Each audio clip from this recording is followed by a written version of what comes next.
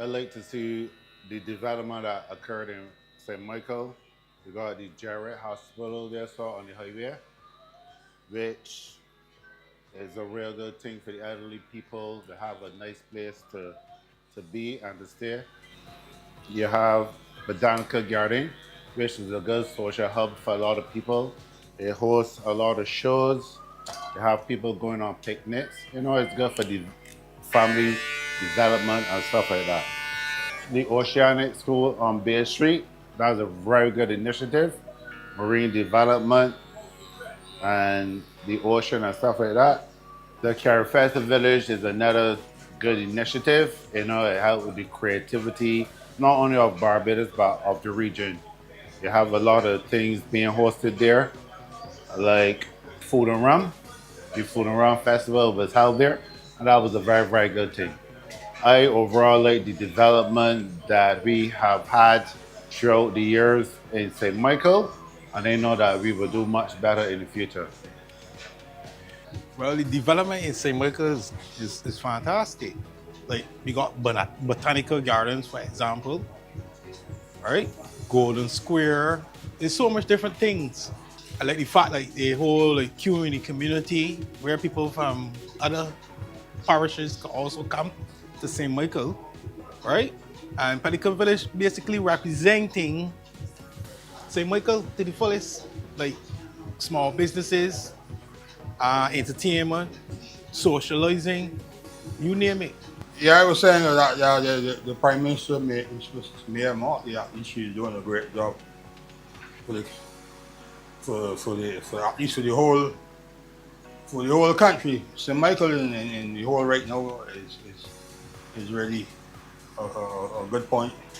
Saying that we could at least say that, like, the constituency and everything is going in the right direction. The hospital is supposed to be moving the hospital soon from then going to a bigger one too. That's the same, right? Yeah. Which I think that's another good move at least, which means be able to hold much more people and accommodate a lot of old people and stuff too. I appreciate everything that is happening right now in St. Michael, not only in St. Michael but in the whole of Barbados, and it's all true. I can't say no one else different go to the party that really is in power right now. Because there's the leading party, and there's the people that really is doing everything really to This is what raise the market share. just to raise the mark and share. Yeah. Yeah. Yes. Those are the leading people, and those are the people that really is doing that much for the country. Well, oh yeah, the hotel that's supposed to be built in town, that's another good move, because that in the whole can help generate a whole lot of work for a lot of people. That's the same, and help boost the tourism. Mission is another good site. Yep. So, like, there's so much that is going on in this country right now that we should only be glad and at least applaud whoever that is making it possible. You know what I mean? So, like, it's good things are happening. Truthfully, so. But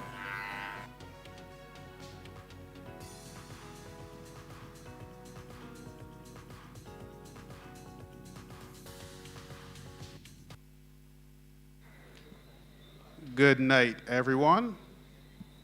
Welcome to Ideas Forum, the St. Michael edition. My name is Roy Morris. I'm Director of Citizen Engagement and Media Relations in the Prime Minister's Office. And this is your opportunity as residents of the parish of St. Michael to share your ideas with your MPs and with the Prime Minister, who should be here shortly. By way of housekeeping, if you are planning to speak tonight, if you have a presentation you want to make, you need first to go to the table at the back of the room on my left and give your information, certain basic information, to Shakira. She will take that information from you and she will give you a number. That number will determine the order in which you come to the mic, which is over here. You're not going to get to the mic unless you first go to the desk. Also, for housekeeping purposes, there are bathrooms to the right of the main building, on the right of the tower behind you, the old fire service tower. So if you need to, that's where you'll find the bathrooms. Pardon? Yes. So, I'll give the MPs for St. Michael who are here a chance to introduce themselves to you and to share any ideas they have with you, and then we will go from there. So let's begin with the Deputy Prime Minister, who is to my left. Good evening, everybody. Good evening to St. Michael, and certainly to all of my colleagues across the St. Michael constituencies. I think this is the very last of the Ideas Forum, and we are also in the month where we get to celebrate the parish of St. Michael. So I'm looking forward tonight certainly to a number of ideas coming and germinating here from the people of St. Michael to be able to improve the constituencies. Now, you know, St. Michael, I was told from the time I came into politics that St. Michael constituencies are very interconnected, because you may be divided by a road. There are 11 constituencies. You may be divided by a road, but across the road will be the representative for St. Michael East, and on the other side of the road will be myself. But the relationships in terms of the families across those borders make the community one large community. And therefore, a lot of the things that we experience in one community impacts on other communities as well. So I think tonight, in terms of the ideas that certainly may germinate from this type of forum, will be common areas, for instance, like housing.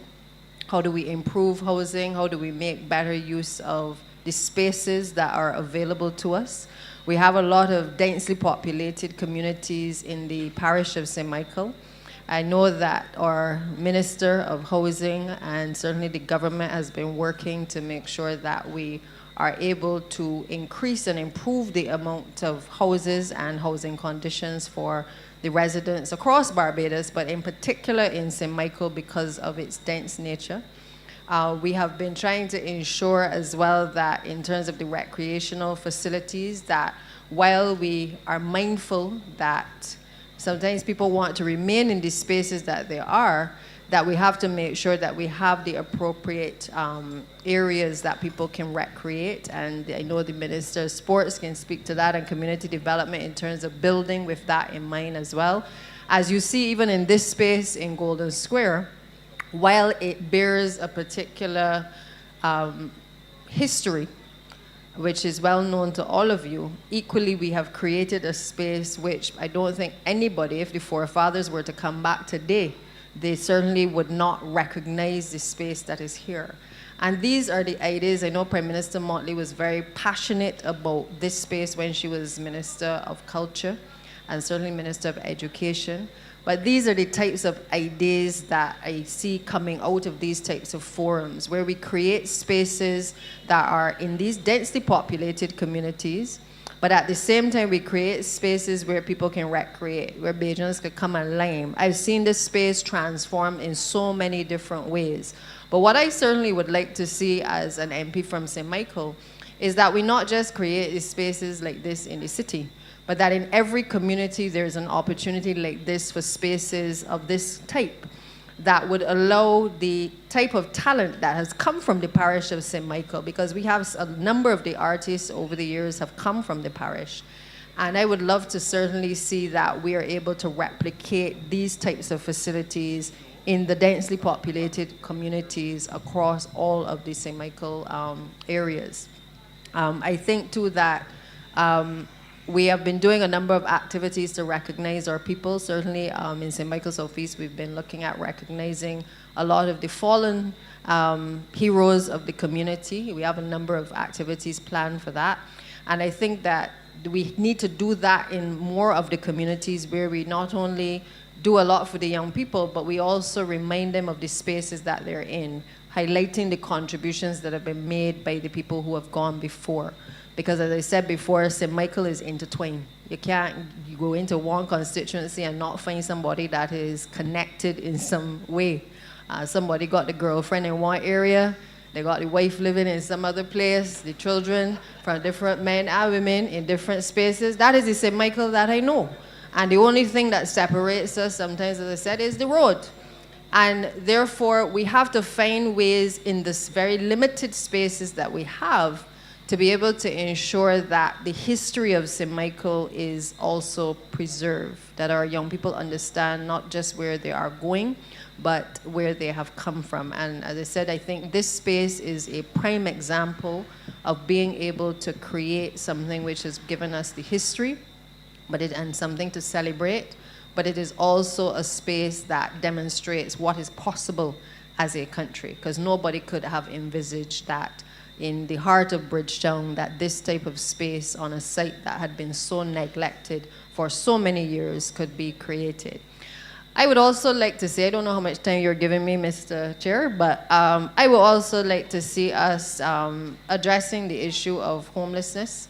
I often remark that when I sit oftentimes on the wall just at the top of the Parliament, just outside the Senate chamber, and I see the number of homeless people who are within that space across Independence Square.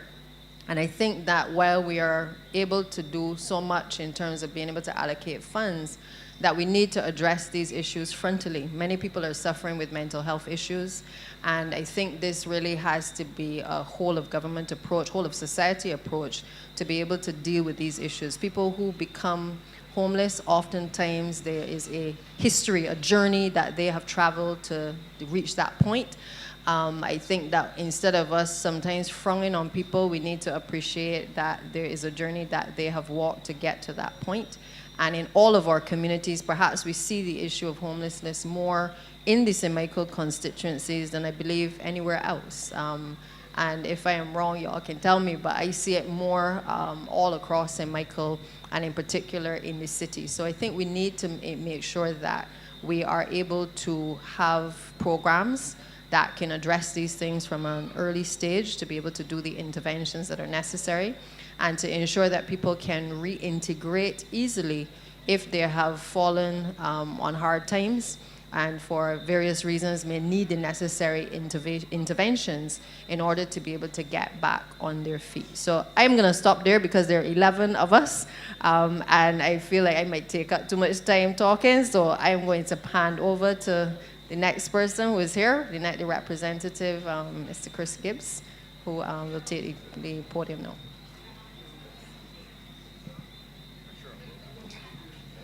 Thank you, DPM. And good night, everyone. First of all, I would like to echo the sentiments made by the Deputy Prime Minister that there are 11 St. Michael constituencies divided by boundaries. These boundaries essentially are invisible lines. It's one community. And as colleagues, we talk a lot about the issues that afflict our constituents, and most often they mirror one another. And as this is Ideas Forum, I can tell you that a lot of the programs that I have implemented in St. Michael West has been ideas that my constituents have brought to me, because we don't have all the ideas. And certainly a lot of the programs that I have implemented have been inspired by my constituents. In terms of what vision I have for St. Michael, I had a unique opportunity to actually play a role in creating this green space as I was chairman of the Barbados Tourism Investment, Inc. And this green space was spearheaded by the Honorable Prime Minister. And to me, whatever endeavor that I certainly go into as Minister of Housing, I think that we have to incorporate green spaces, which obviously will amplify what deficiencies we see in our society. One is we need to get people moving. We need more green spaces for exercise. We need places that children can play and where children can be children. I think that a lot of times in our communities, I certainly see in St. Michael West that our children are under a lot of pressure. They are in situations where there's frustrations in the household. And I think that we need to have, if we're going to have communities that are built, developments that are built, we need to have more mixed use. So we need green spaces. The Prime Minister is very passionate and going forward when we are building new houses that we have to have large bedrooms. We have to have open spaces because she's seen that a lot of people in our communities are certainly frustrated, and these frustrations can lead to crime and whatnot. So as the new Minister of Housing, I can say that any new developments that we go into, we will make sure that the housing is certainly dignified, spacious, that our people can certainly stretch their legs and exhale. So the thing about it is that in St. Michael, certainly it has changed a lot over the years. My family has been here in St. Michael for over 100 years. And Fontebelle used to be a suburb. Now it's mostly commercial. So we have to be reflective about that, of the changing needs of our society. And the youth feel left out a lot in getting a piece of the rock and the dream. So as Minister of Housing, I need to concentrate also on making housing more affordable.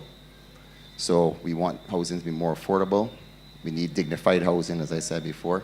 But we also have to build resiliency into our houses. We saw what happened yesterday with the floods. It's crazy to think that that intensity of rain could have caused floodwaters like that affected a lot of our Barbadians in St. Lucie, St. Peter, and St. George. We also saw what happened with Jamaica with Hurricane Melissa. So we really need to build resilience across the board throughout government. And with programs like Roofs to Reefs, which is a program which is geared towards building resilience, certainly in the housing stock. We're going to look at coastal zone management so that we can make Barbados a lot more resilient, hopefully, for these storms. Obviously, as the Deputy Prime Minister would tell you, that maintenance is very important in drainage, because after the storm has passed, most certainly a lot of the misery that we're seeing in Jamaica is that you have a lot of settled water that also leads to disease and these sorts of things. So we need to concentrate on our drainage and maintenance across the board. Also in housing, it is the Ministry of Housing, Lands and Maintenance, but I almost feel as though maintenance should be first. So yes, I'm going to be forward thinking, looking towards obviously building houses that are in an innovative way, in a more industrial approach, but at the same time I have to look back and look at the existing housing stock and make sure that they are properly maintained. So that's just a little bit. I won't hog the mic too much. Thank you. Oh, Speaker of the House, Arthur Oda. Good evening to all. My position is very, very slightly different, and not controversial at all. The concept is Ideas Forum. Oftentimes, we as politicians, we talk and we implement and we do things. Tonight is your night.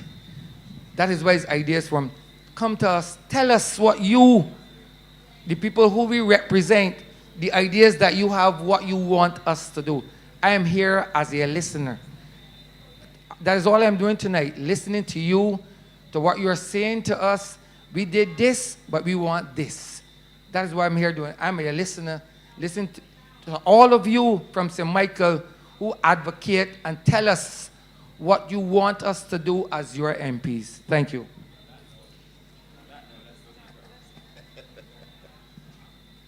Good night. I think on that note, there's probably really nothing else. I really want to hear from the persons who are here. And I'm looking forward to engaging in meaningful conversation on a wide array of areas, because St. Michael people are capable of speaking on all things. So thank you. I don't think they want to. I think we want to start. Yeah. Thank you very much, gentlemen and ladies, MPs for St. Michael. Your host for tonight would be Mr. Alex Downs, the Prime Minister's Press Secretary, and Tahir Bulbulia, a young, dynamic constituent from St. Michael. And you are more familiar with him from the call-in programs of not so long ago. So I'll turn over to the two of them. Again, remember, if you are making a presentation, please go over to the desk at the back on my left and give your information, basic information they will ask for you, and give you a number. That number orders the way in which we speak. So that being said, I turn you over now to Alex and Tahir and guide you through the rest of the evening. Okay, thanks so much, Roy, and good night to everyone. Good night to the residents of St. Michael. Before I begin, I'm just going to ask those standing at the back if you can join us. There's plenty of seating, so we just want to make as full of a house as possible. So I ask if you could just come forward, those standing at the back. Thanks. There are plenty of seats, so feel free to have a seat and to join us in the conversation. As the others have said tonight, this is St. Michael's Idea Forum. This is the opportunity for you to share your ideas, your suggestions, and let's have a conversation about how we can make this a better parish. If you do have an idea you'd like to share, there's a desk at the back.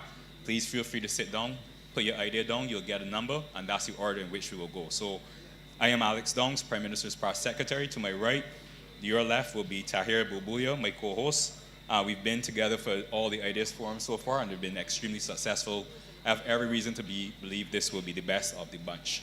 So without further ado, Tahir, I'll go to the first speaker. We have Carla Nichols. Carla, the microphone and the floor is yours. Hi, good night. First I want to confess I do not live in St. Michael, but I work here, and so I spend maybe most of my hours, and my ideas are focused on bettering the communities in St. Michael, and it can be extrapolated to the other parishes as well. So as the Deputy Prime Minister would have mentioned, as well as the Honorable Mr. Gibbs would have mentioned, here is where the capital is densely populated, and I'm glad that you guys mentioned the green spaces and wanting to improve the existing housing. So my solution deals with that. While we are a rhetorical leader in climate, certainly, we are working on also improving our data collection and sharing. And one way I think we can really effectively help our communities is measuring the heat island effect, so that we can see the effect that heat is already having on the health of our communities. And also other places have even seen a link between community safety, where an argument might become violent when it's hotter. And so not only can we work on the NCD issue, which robs community leaders of more time with the community, which costs more to treat in public health, but we can find out what is the best way to improve the existing communities. And these solutions could look like lightening the surfaces, yes, planting trees and having more green space and allowing areas where people can play and more walkable communities. And there are existing initiatives such as the Roofs to Reefs initiative, as you mentioned, where you can lighten the roofs. And then you can measure just how it's affecting the community already. You can plot it against maybe NCDs, see how hot the nights are. That's often when are most vulnerable, which are the people who cannot afford air conditioning and cannot and live in these more dense areas, and the elderly. They often succumb to heat-related illnesses at night, and it might just seem like heart attacks or so, but we need to make sure that people who work outside, especially as we're having this construction boom, that they are not being adversely affected and their working years shortened by heat that we're not used to experiencing. So we have to make sure that our Health and Safety Act, etc., look out for these dangerous heat days, just as we look out for the dangerous rain days, to make sure that we are making sure employers are giving them adequate water breaks. It might help us inform how we shade our sidewalks. And these initiatives are not necessarily high cost, but they might be high reward, but we only know that if we start measuring. And when we become data leaders, then we can have more credibility overseas when we submit our nationally determined contributions on time. We've done a lot in the climate space already, and while we're doing amazing things in the finance region, we can also cash in on our revenues from carbon credits, from the projects we've already spent so much money on, and we can really find out what's the best way when we do receive funding from all our great advocacy work, what's the best way to see the most long-term reward. So my solution is really to collect data, quantify what we care about, and make it work for us. Thank you, Carla. Before you go, once again, as I do with everyone who takes the opportunity to come to the mic, I want to commend you for sharing your idea. Okay. What I would ask you, you said that you work in St. Michael. Yes. Is there somewhere specifically that you believe that something like this pilot, capturing data or measuring the heat index, is there anywhere in St. Michael you see that perhaps that should be done first, in your experience? Well, actually, I am a civil servant, and in my capacity, I've done my best to provide data when asked for our participation in the framework on carbon mitigation approaches. So that allows us to benefit from those revenue streams if there's a price on pollution, so that we get money for reducing our carbon, but also making sure that when a price is put on carbon, we're not negatively affected as someone, as a trade-dependent jurisdiction, and and the imports and stuff like that. So I try to make sure that I get out data in my capacity, but I just wanted to encourage that to be more wide. Yeah. Is there a specific, say I assume you work in the city. Yes. So is there a specific area that you experience, like you're talking about heat? Is there anywhere specifically that is you find hot or that study should be done in that area first? Anywhere you could think in the parish? Anywhere that's densely populated and does not have a lot of trees will be the hot areas. So, yeah. That's exactly. I work in an air-conditioned building, but that's maybe not my, yeah. Fair.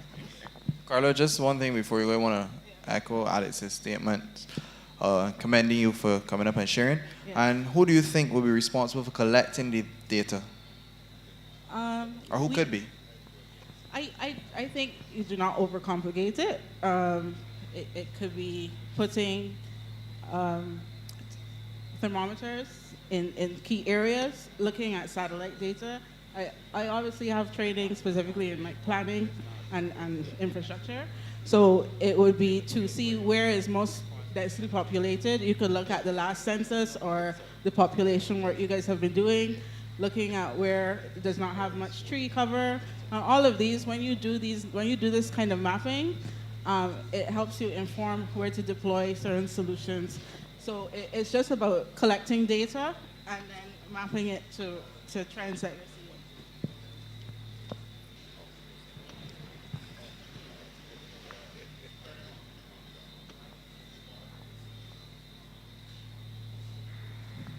Carla, could I ask you a question? Obviously, I see that you are passionate and you are an integral part of this. How can we as a government get this information that you just shared? How can we share it with the population, the normal man in the street, the people in the constituency, so that they're made aware of what the information that you have? How can we as a government share that openly with the people so they understand exactly what you are speaking about? Well, often, sometimes there's a lot of good things happening, but we might not know. So I think it's just, it could be a page in the newspaper with the good things that are happening. It could be, there's information sharing on television, on the radio, and having people feel, everybody's affected by climate change. So you don't want people to think, because I didn't study the climate, I don't have anything to offer, because we're all affected. So I think just having a more porous way of getting feedback and asking everybody, and not assuming that anybody might not have something to offer, because we're all equally affected. Yeah. Well, thank you, Carlo, once again. I think as you've seen, you've opened the batting strong. Yeah. And you've actually hit on a point that the Deputy Prime Minister and a few others would have raised early. The conversation about heat and the urban heat islands like you're speaking about, that is offset as well by having green spaces, which is extremely important. So Golden Square, for example, Queen's Park, Botanical Gardens, these are places in St. Michael that offer that refuge from the concrete that you were talking about. So I think there's a balance there, and I think that your idea, well, some may not have thought about it before, it offers a lot of merit in terms of how we can then balance those two and provide some relief to people who, we all know when it gets hot outside, you just get miserable, and then if somebody come and confuse you, that will only add to the misery. So I do think there's a lot of merit in your ideas, and I want to thank you for coming up. And I try to keep them implementable, because a coat of paint is negligible compared to maybe having a park on every street. But if you can start measuring the before, you can see the after, and it really does make a difference. Yeah. Next up, we have Terry Bennett.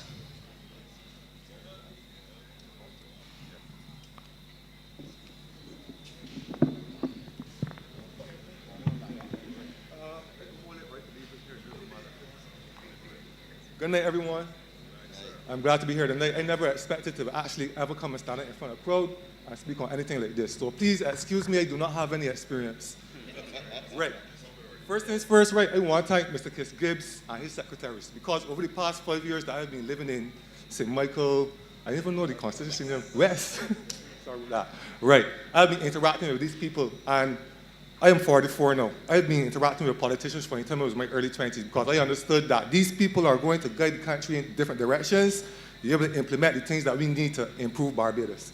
So 2 years ago, I decided to take the AI course, Artificial Intelligence, and I was successful. When we came out, we were given a 1-year job attachment, basically, with a Canadian company who works in association with Barbados and NTI, Barbados, and the Student Revolving Loan Fund, in order to educate us about artificial intelligence. So along the way, I met a few people, and that's what brought me here today. Now, I was assigned to be the leader of the compliance department, which at first had me a little shaken because I didn't even know what compliance was.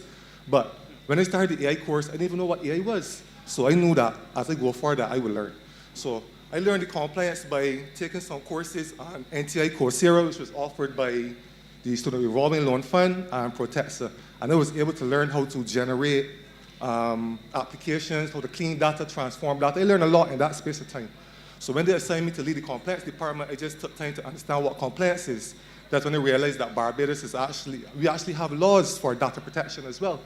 There are a lot of big countries out there that handle data every day, on a daily basis. There's a lot of data being leaked and stuff like that. So you need data protection laws in place to ensure that you don't lose stuff and that your identity is not stolen. Because it could be a Terry here and a Terry out there, but that Terry out there is spending money that I don't have.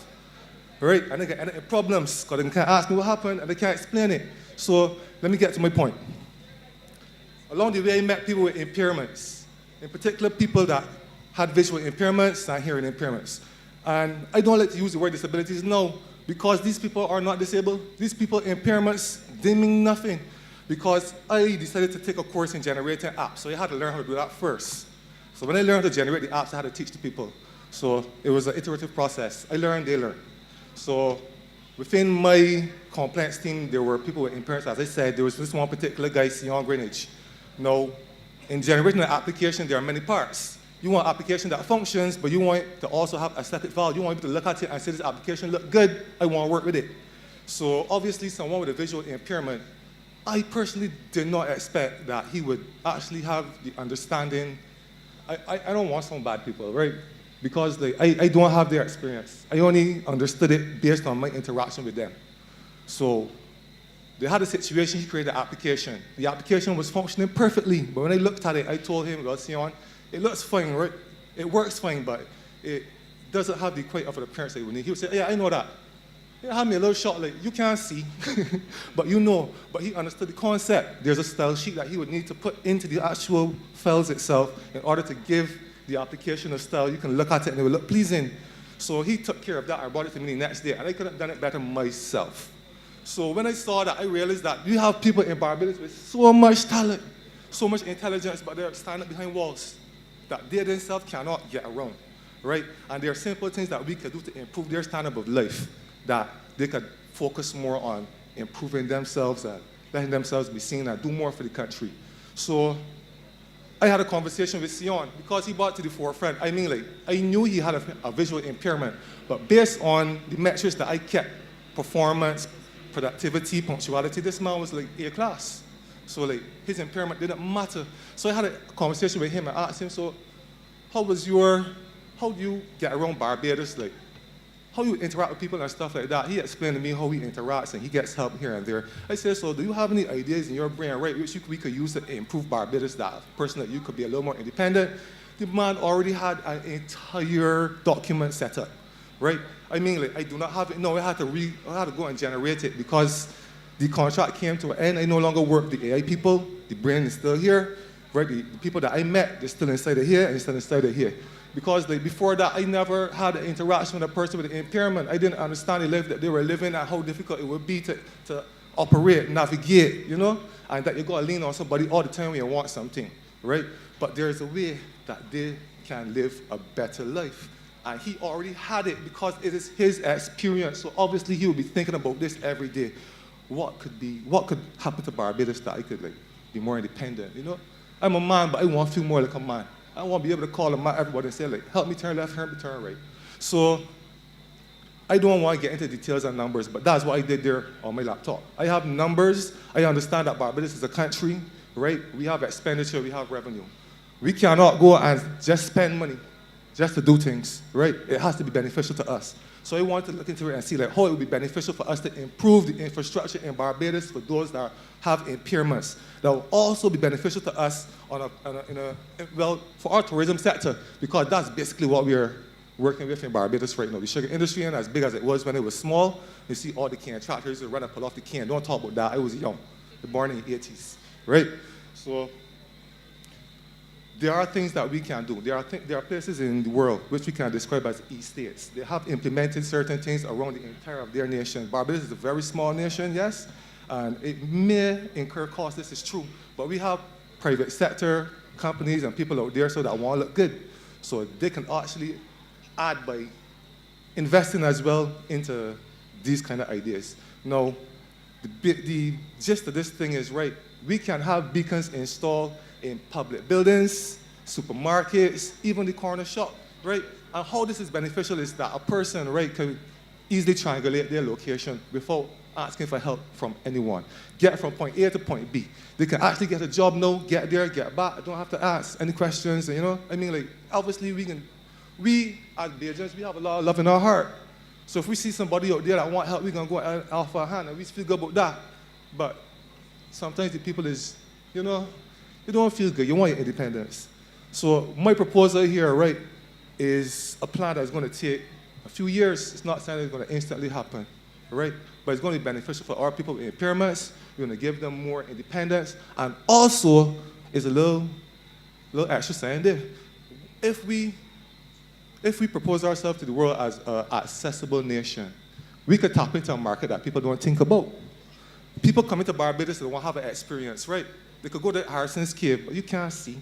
But you can get all your description because there's a beacon there relaying the information as to what's going on here, where you are in Barbados, and how beautiful it is. You can have the smells and everything, but you can have a better experience like that.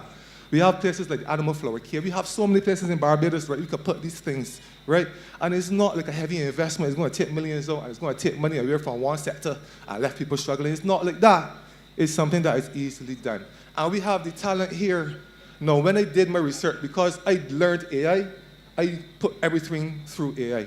But one thing that I teach people when I'm talking about AI is that you don't just go with your first response. It is an iterative process. If you get your response, you refine it again by reading it.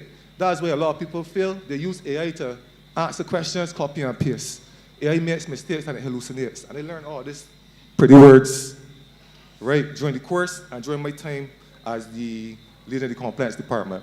So what I am saying now is that we have the talent here, people that have the talent, whether they have impairment or not. We have the talent here, so it's not that we have to go and import everything or pay companies to create programs. I can make a program, but don't even look at me. There are many people out there that are much better than me. I had some colleagues out there that can write code out their head.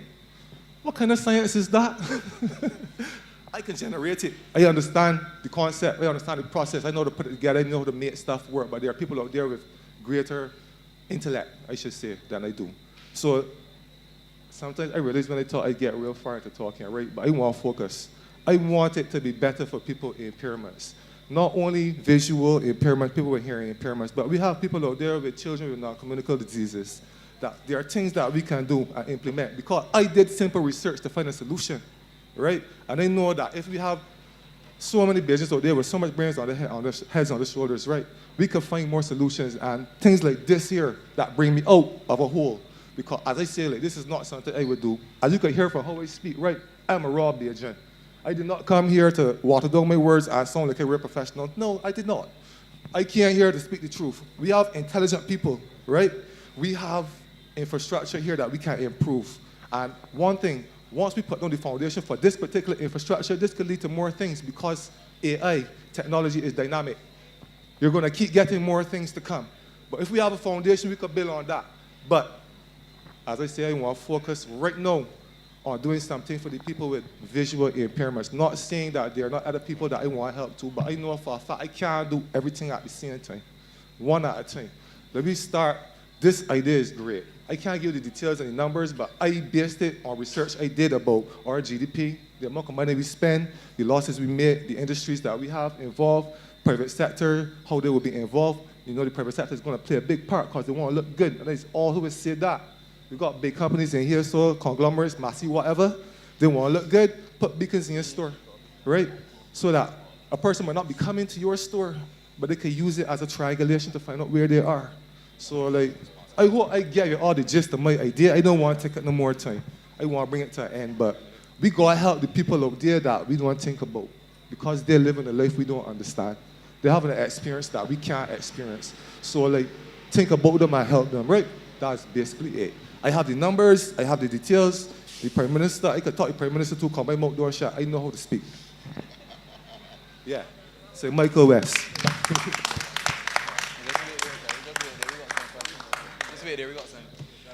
So Terry, first of all, I think on behalf of everyone, we want to commend you for coming up. You say you're not into public speaking. This is the first time you're doing this, but you're excellent. And I feel you all need to give Terry another big round of applause. I appreciate it, people. I don't do this. But yeah, no, but you coming out of your comfort zone is a big thing as well. Yeah. So yeah, you need to motivate other Barbadians to do that as well, you know. But I really like the plan and how holistic it is. You made it extremely holistic. You talk on entrepreneurship, you talk on enfranchising people, employment, tourism, data, innovation. It was a very holistic approach. Yeah. So I really commend you for doing it, and I really like that you focused on a group that is not often focused on or forgotten in countries all over the world. True. So I really want to commend you for doing something that other persons don't often focus on. So I really commend you for that. But I'm going to pass over to Minister Humphrey. I know you have some thoughts on this, and we really like for you to share your feedback on Terry's presentation, and if any of the other MPs want to share as well. But I really commend you, Terry, for coming out of your comfort zone and sharing tonight in Golden Square. Thanks a lot, man. I appreciate it. If Terry was out of his comfort zone and so standing, I don't want to see Terry in his comfort zone. A good night, a very good night to everybody, and a very good night to you. I must tell you that you have warmed my heart. So when we came into office, one of the first things, as you would know, one of the first things we did was to set up a commission to look into the issues pertaining to persons with disabilities. That commission held over 70 or 80 meetings. And we invited persons from wider Barbados to come and make a contribution on exactly the things you talked about. Yeah. All the things pertaining to disabilities. And there is now a comprehensive policy on improving the lives of persons with disabilities. That was the name of the commission. It was chaired by Edmund Hinkson, and the Honorable Kariana Eiffel was deputy of the commission, and she's blind. Yeah. And in fact, everyone on the commission was either a person with a disability or the parent of a child with a disability. Because we wanted policy, but we also wanted a personal experience, the kind of experience that you just got. Yeah. And I am very keen to hear to see what is in your report. I will share with you the policy, and I know you're a man that is into AI, so you'll probably be able to interpret it in a few seconds. But I will share with you the policy. It's very, very long. Yeah. And I will share with you the legislation that was passed in Parliament as well to improve the lives of persons with disabilities. But the bigger points that you made, I think, resonate with me entirely. First of all, I like your passion. Because we don't have a lot of people, especially young men, who care about this issue. And I like your passion in relation to improving the lives of persons with disabilities. And the truth is that even though I think as a government we've done a lot of work, there's still in Barbados a number of persons with disabilities who are not seen, who are not heard, and not felt. And I use persons with disabilities because when we began the conversation, that is what they said they want to be referred to, as persons with disabilities. Because they're persons first, but with a disability. And so the commission had, as I said, we met with the private sector, the government. In Barbados, I must also commend the private sector too, because they have said to us that they're keen to hire persons with disabilities. The experience you had with that young person who was able to come back and be able to contribute and be outstanding, and how it surprised you, that is the conversation we have with the private sector. That many persons with disabilities, when they come to work, they get to work first, they leave work last, they work hardest when they're there. Yeah. They want to show that they are capable of doing the work, and we don't give them enough opportunity. The unemployment rate for persons with disabilities, the last thing we checked, was like 90%.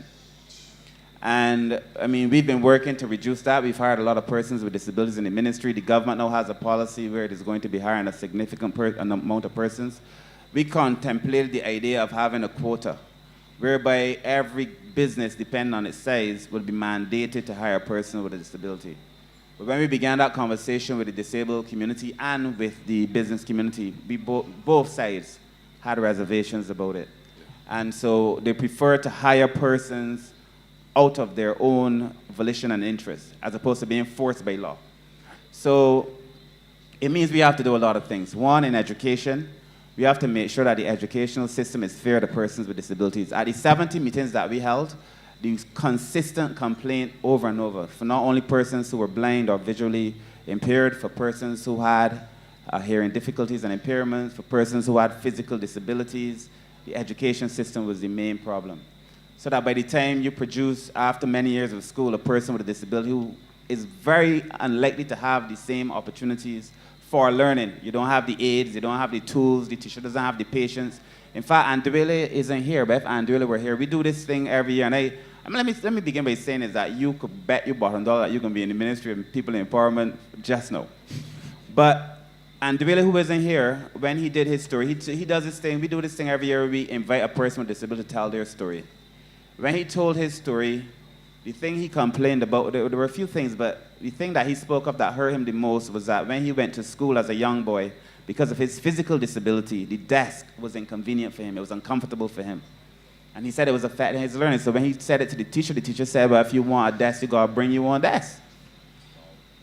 He said that just shattered his confidence. We had a situation with Janelle, who's blind, who's also on the commission. And she said when she had her child, the nurse and the doctor was like, what are you doing having a child? Who's going to look after this for you? She's a girl with first-class honors and a lawyer. Outstanding. But what they saw was a disability. Our country has a lot of work to do. Yeah. And it is not going to be done by people like me necessarily only writing laws and policies, but it's persons like yourself who would come and articulate it from your heart. I respect that you spoke tonight from your heart on an issue that matters to a lot of us. So again, I'm very keen to see the work that he has done in relation to the RISM, and we've already started looking at the city and seeing how we can make the city more accessible, to have an accessible Barbados, not only for tourism, but for Barbadians, you know, and how we can make the beaches more accessible. So I look forward to having that conversation. I really want to read this. Thank you very much. Yeah, no problem. I have all that information. One thing I must say is that I went to school at Charles F. Broome Primary. When it was... right. And there is a section in Charles F. Broome, I remember growing up in the 80s. There were people with, I don't know the correct word. I didn't want to be politically correct. Special unit, right. And we interacted with them. So I believe, like, because of that, I always saw them as people. I don't see them as anything different. So I'm able to interact with any person because, like, of that environment.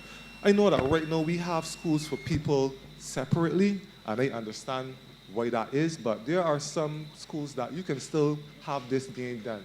Incorporate so that people could see that these people with disabilities, there's nothing wrong with them, because I don't like to see people skinning at the face or nothing. So up to last week in Eagle Hall, I saw a lady walking with a young girl that I didn't know what it was, probably Down syndrome or something along that line. But the interaction between them was so loving.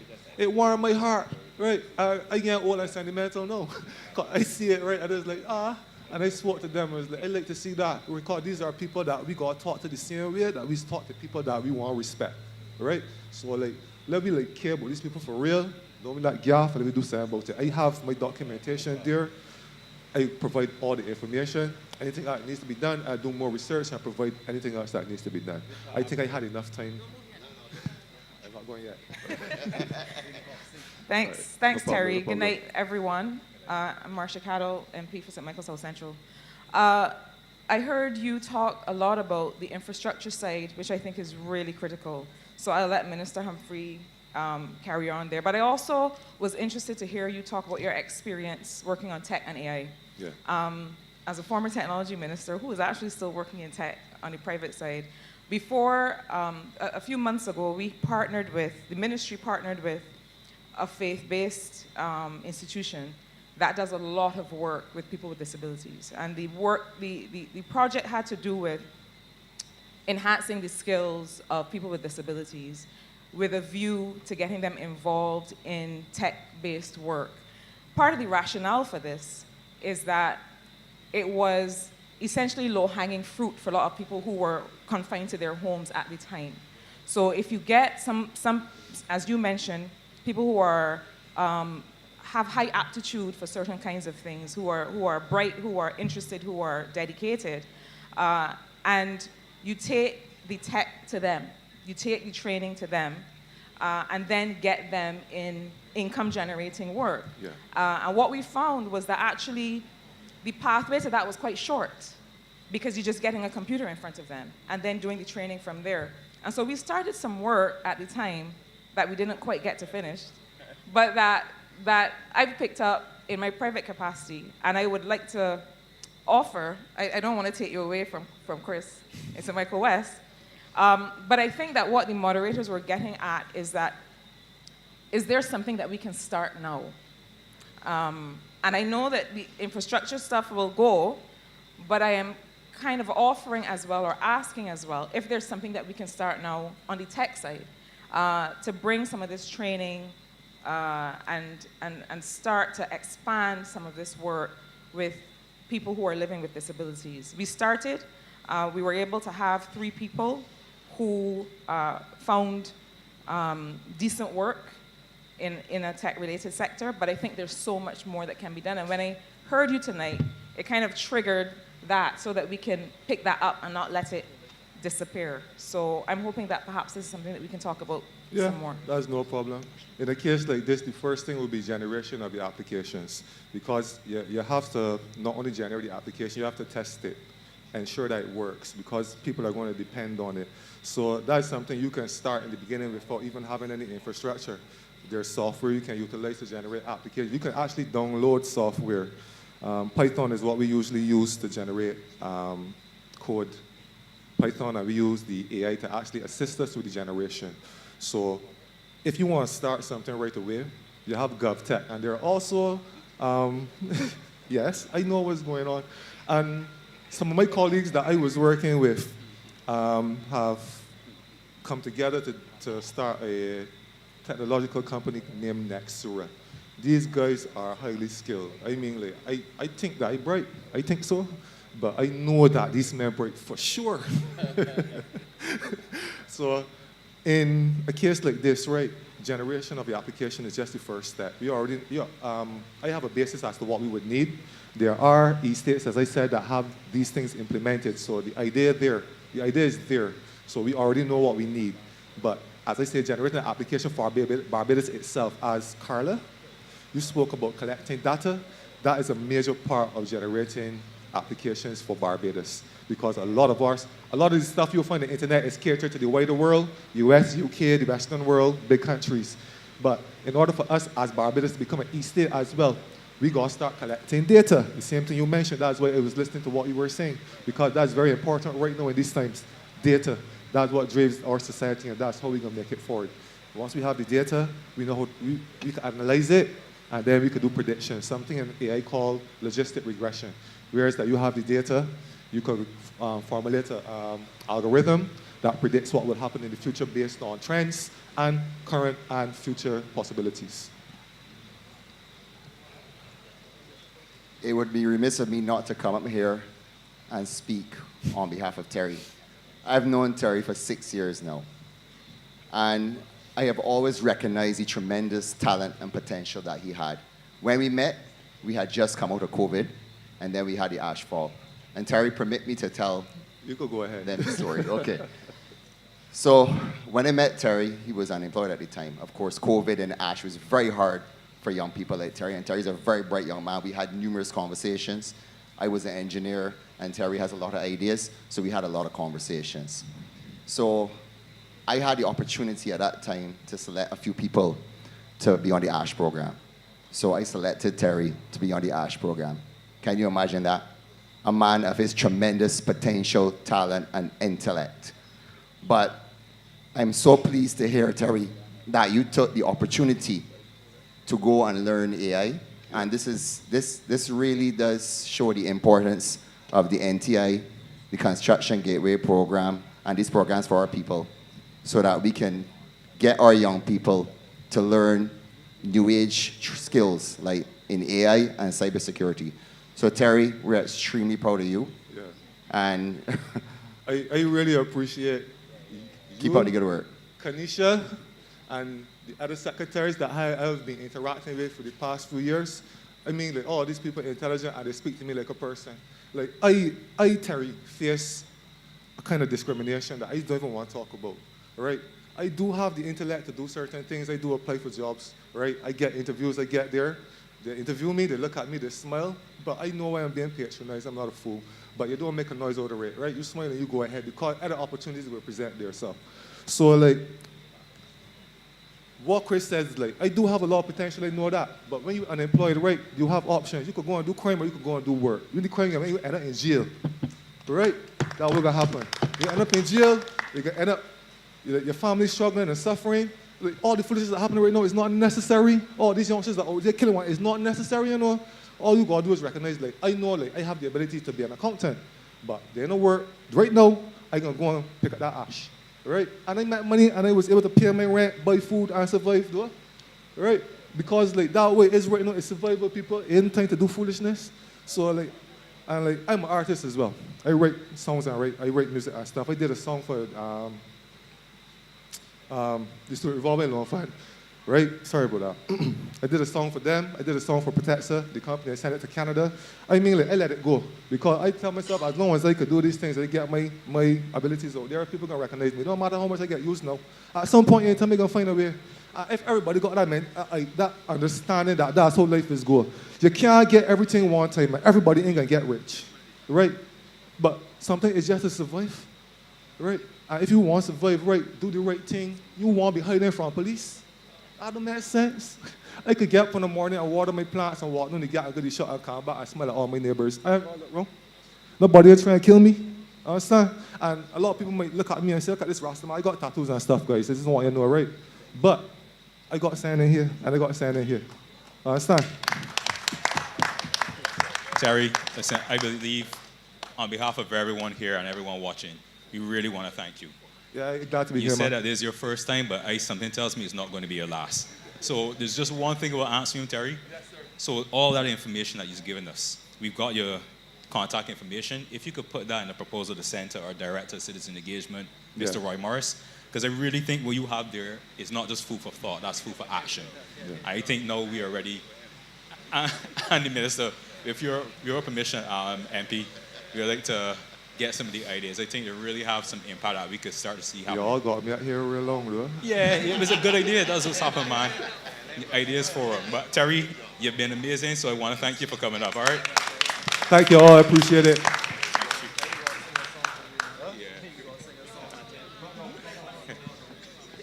So I'd like to welcome the next speaker. I'd like to welcome up Roshana Trim. I believe, Senator, you have a few ideas for the parish that you'd like to share with us. Hi, good night, everyone. Thanks a lot.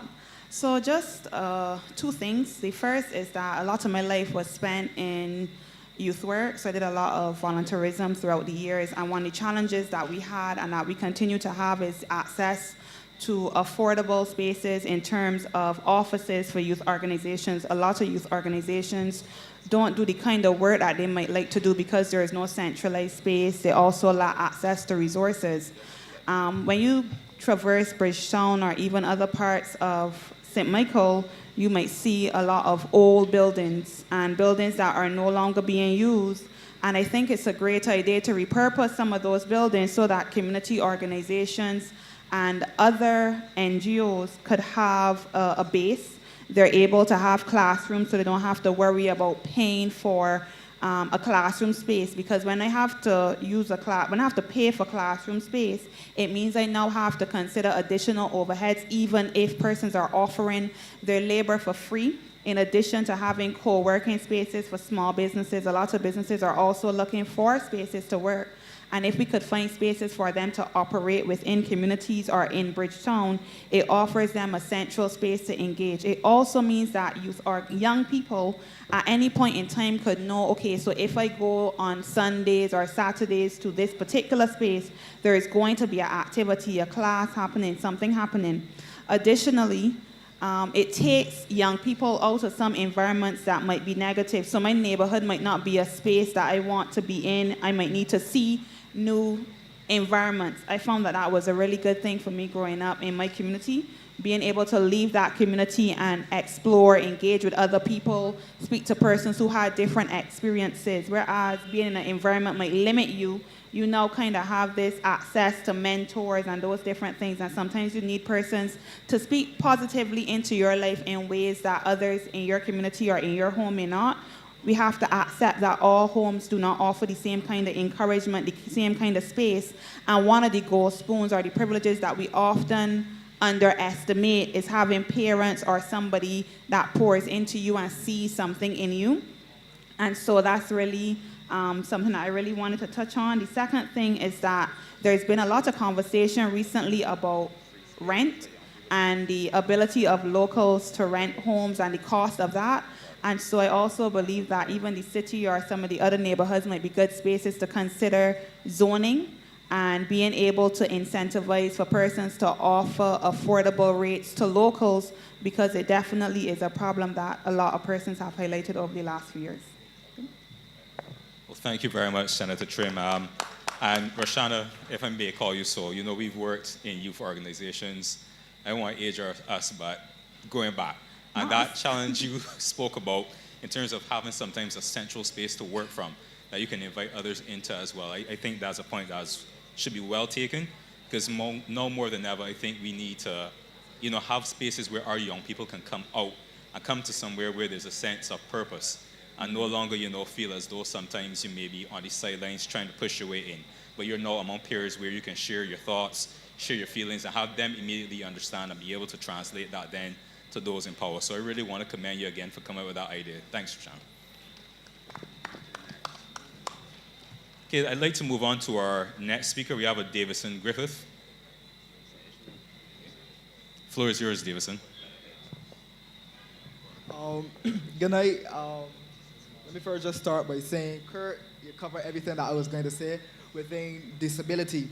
But I really want to add on something that you said. Yes, there's disability policies that the government would have implemented, and there's laws as well. But the most important thing that we must start to look at is the enforcement of these policies and these laws in Barbados. And I feel like the lack of enforcement is affecting these people that have disabilities, because then it's limiting them. Something that the government should also look with enforcing now is corporate. These policies is corporate businesses like supermarkets, or you have the mall not so far from here. Like when I went to Canada, there was the automatic doors. There was a button that you can press. These sorts of things that caters for disability. And I like that the Rasta fella, sorry to call you Rasta fella, Terry, mention it. But to break off and to go into the second point that I have here, and it is catering around youth as well, and how we can find ways with developing our youth in our community centers and our community development totally in general. We have a lot of community centers in Barbados and in the city as well, and they're just being there stagnant, nothing doing.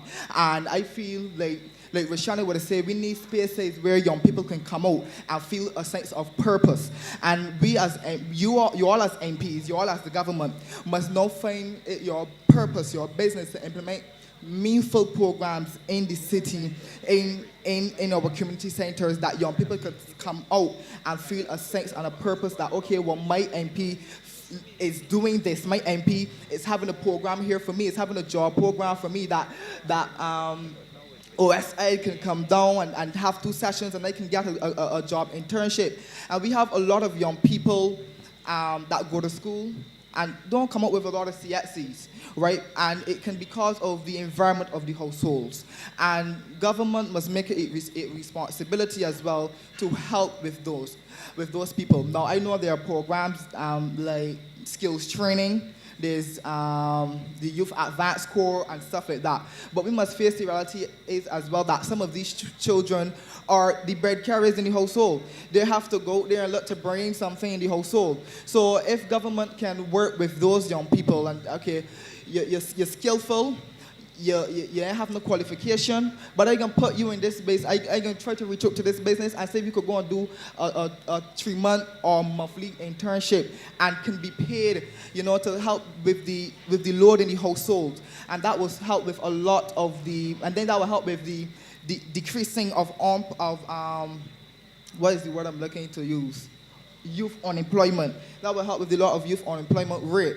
When we giving young people internship positions. So to put all of it in a nutshell, I feel like government, we need to work with enforcing these disability laws now and enforcing them there to businesses as well, that we can start implementing meaningful programs and utilizing our community centers more, implementing a lot more programs because the youth is the future, and we need to find ways that they can come out and they can feel a sense and a purpose of. Yeah? Thank you, Davidson. Davidson, before you go, I really want to commend you for coming up and sharing a bright young man that you know you have a big future ahead of you. Just a question. So, working in this space, a lot of programs happen. And across the ministries, across the NGOs, they often say that persons don't really come out like before. What would you say, or how do you think we can attract more young people, or more people on a whole, to come and participate in these initiatives that are wholesome, that are progressive, and that are beneficial for them? How, one, do you get them to see the importance of coming to these things, but 2, how do you think we can better attract them? Well, let me just say, I feel like government should make it their business to go to these people as well, and not wait for young people to just get up and come, because I might not know I might hear about the program, but I might not know nothing about the program. I have no education or no awareness of the program. What the program could do for me, it might be some program about what it can do to me. So as the MP or the head of the program, I feel like we need to start coming to the people rather than the people coming to us, and that is where it needs to start.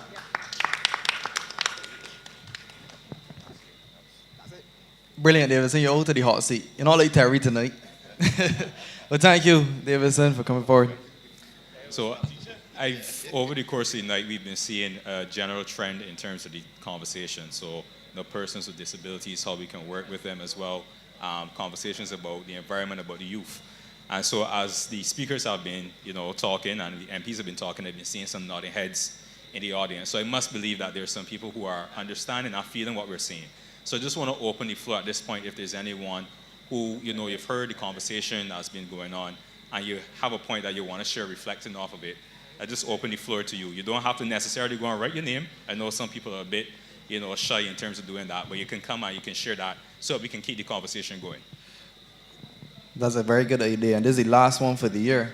So Michael, you can't disappoint. I don't want to start calling some names. I see a lot of bright sparks in the crowd.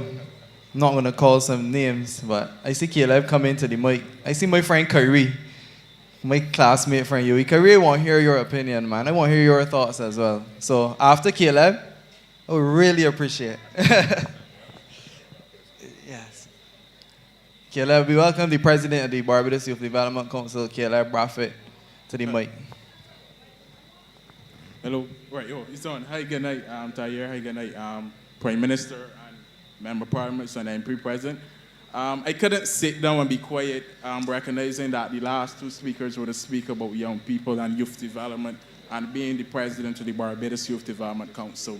I want to commend both Senator Trim and Davidson for their contributions. I think they were excellent. My thoughts about the contributions is correct. Oftentimes, of course, there are projects and programs, but the people that we really want to target do not know about it. So, Davison, your point about going to them and making sure that the program that you're, or the project that you have reach the desired person is great. I want to go even further in the whole youth development conversation and recognizing that the Barbados Youth Development Council, which is the National Youth Council of Barbados, is the oldest national youth council in the region and the fourth oldest in the world. Actually, we may become the third oldest in the world because the British National Youth Council would have collapsed. And I do not intend for the Barbados Youth Development Council to see that fate. What am I trying to say?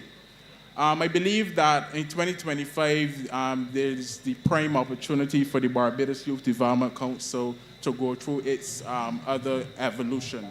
In 2000, the then president of the National Youth Council, which would have been Minister Monroe Knight, would have added the D to the Youth Council, and it would have shifted our focus to not only looking after the interests of young people, but also taking into consideration that what we would have became is the umbrella organization for youth groups existing in this country, so that we had a dual focus.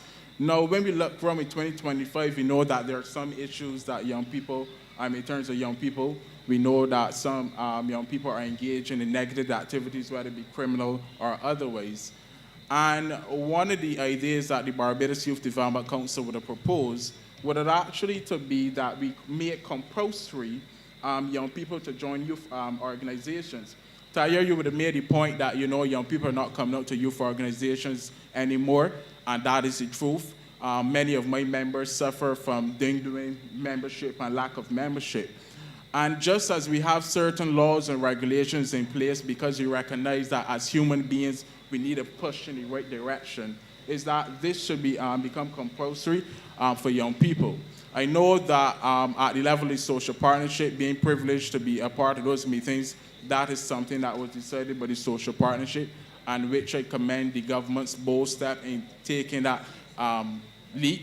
But what I would like from the government of Barbados is that because we have the National Youth Council structure here, we are already the umbrella organization for youth groups. The next step is that as we seek to make the compulsory membership of young people to join these youth groups, because youth groups instill structure, they instill discipline, and they will help with some of the societal challenges that we are facing right now, is that the Barbados Youth Development Council should be given the technical and the financial resources to be able to administer this program so that it is young people helping young people. Because young people oftentimes, as I always say, have the solutions to the challenges that we face. But sometimes what happens is that we are not given that opportunity. So that should we be given that opportunity, I am I'm very sure that we'll be able to solve the challenges that are happening amongst some of the youth population that we have in this country. To go even a bit further, my recommendation would also be that we have a Youth Development Act, because even though we have the Barbados Youth Development Council, and we were established in 1969, a couple years after Barbados became an independent nation by George Payne and other members, is that is word of mouth. That is only in terms of talk. But that we can have this Youth Development Act that speaks to the role of the National Youth Council in government and in state affairs.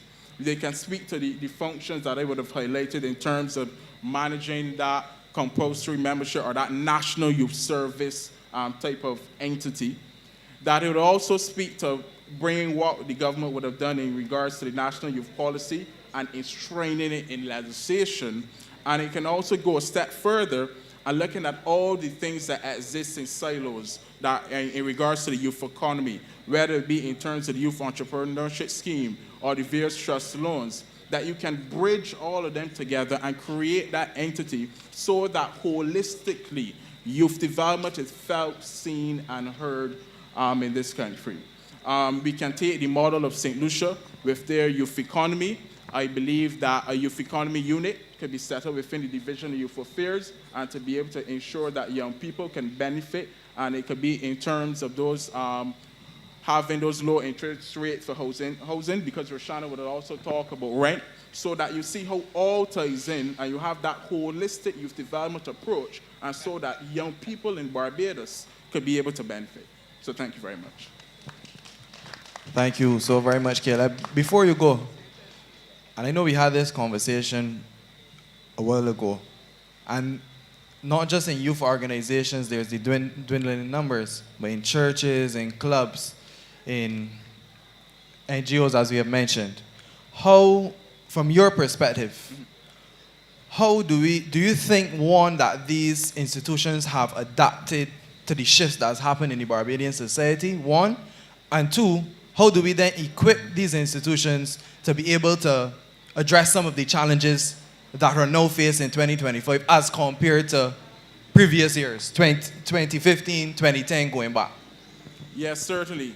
Evolution is just a natural progress. So from the youth organization's point of view, I've seen some of my members looking at ways at how they could be able to increase their membership, recognizing that young people that today are so tech savvy, whether it be in terms of using TikTok or using the other apps that they have to be able to increase membership.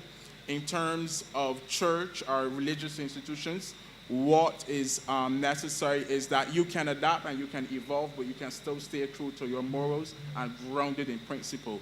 And oftentimes in society, they see evolution or adapting to other things as, straying away from their mandate or their purpose. But it can go hand in hand, and that is something that must become people must realize that it can work.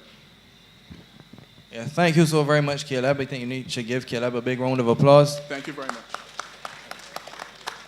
Because for me personally, right, Alex, we could develop a lot of the institutions, the acts and stuff like that, but we still have a deep-rooted issue, because we can have all the programs in the world, but if people are not coming out to benefit from the programs as they should, we're going to still have the same issue on the other end. So I really like for us to have that conversation moving forward. Perhaps next year we could focus on that, so we can continue to open the floor. Anyone else who would like to come and speak is... Yeah, sure, go ahead. Okay, sir, you can come to the mic. Just state your name and where in St. Michael you're from. Good night. My name is Laura St. Pierre. Come to the mic, buddy. Good night. My name is Laura St. Pierre, and I live in the city. Now, there are a few things that I have written down that I would like to speak about. Okay. Right. Now, we are saying that we are a republic. But last week was driving my grandson to swimming. I saw the Governor General car, the President car passed me. It had on a crown on it. And I thought it was a republic. Why is the President car still having a crown on it? I believe it's the coat of arms. I stand to be corrected, but it's no longer the crown. It was a silver crown on the license plate. No.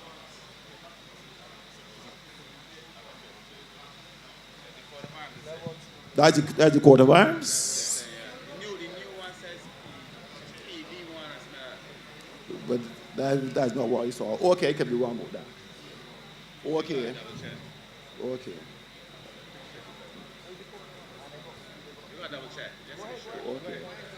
My personal view on that is that we should have something like saying Barbadian. I feel we should have the trident, the broken trident on the President's car. That is Barbadian. Another thing, I just hear people speaking about Barbados. That don't sound Barbadian to me. That don't sound Barbadian to me. What about Barbados? Barbados sound more Barbadian than Barbados. That sounds foreign. Right or wrong? That's so right. Okay. Yeah. All right. Good. Okay. Okay. You can continue, sir. I live in the city. And I realize a lot of tourists down to Chapman Street, Green Park Lane, the Orleans, what I would like from the sanitation department, whenever there's a cruise ship in the port, that they do their cleanup on the night so that on the morning when the tourists come to the city, although the buildings might be old, but if it clean, it looks much more better. Yeah, they try, but I can tell you from Bax's Road, because I live just opposite the Bax's Road. Oh, the shed, right, and they don't. And it's look bad and it's feel bad. I'm saying even if the building's old but clean, it has a different feel to it. Okay. St. Mary's Infant School. No, I don't know if everybody know about St. Mary's Infant School, but St. Mary's Infant School is one of the oldest schools,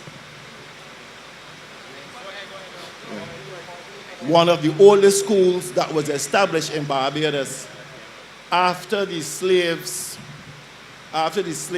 got free and they came to the city to live. They lived in places like Hudson Alley, Castles, Bulls Alley. And when there are tours in the city, these tours stop right at St. Mary's Church. They are too ashamed to carry the people who want to know of the city in these areas. I'm proposing that, I heard on the news that we got a loan of $68 million or something, so for the city, to help develop the city. I'm saying maybe we can take some of that money and spruce up those areas so that when the tourists come asking about the city, well, we could hold up your hand and say, well, okay, these people could pass through the city because the areas look decent and it could go out in the world. Now, where the old school, St. Mary's was, it was torn down. There is a tree there that's probably over 100 years. I would like that area to be beautified, because when the coming president, when me and he went to school, that's the tree we played under. That's the tree. Yes, the coming president.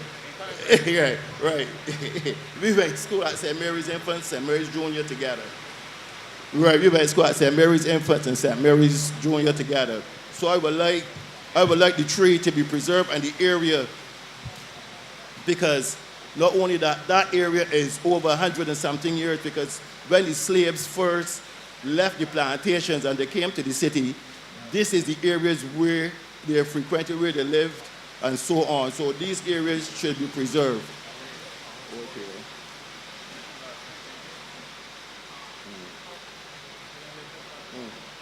No. No. The loans, the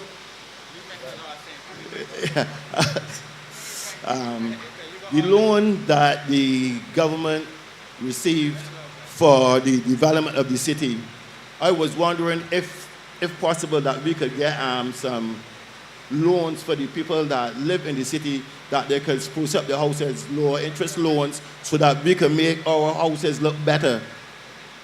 Right.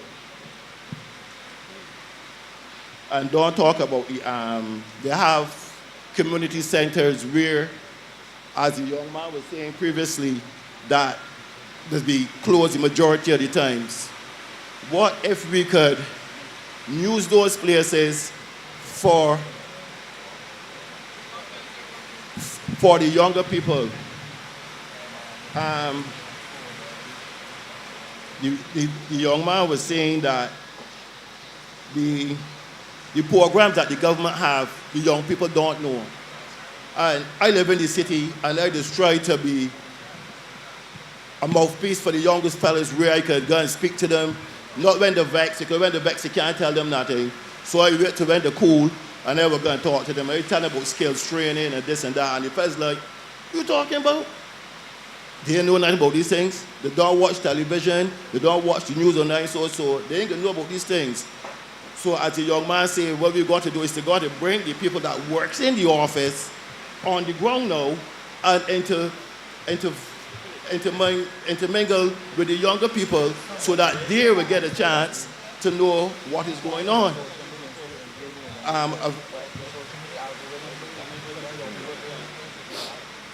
Now, when it comes to sports, another thing, sports is an expensive undertaking. Lawrence, sorry, I don't want to interrupt you, Lawrence, so let you finish your point, but just in watching the weather as well, I know you may have a few more points.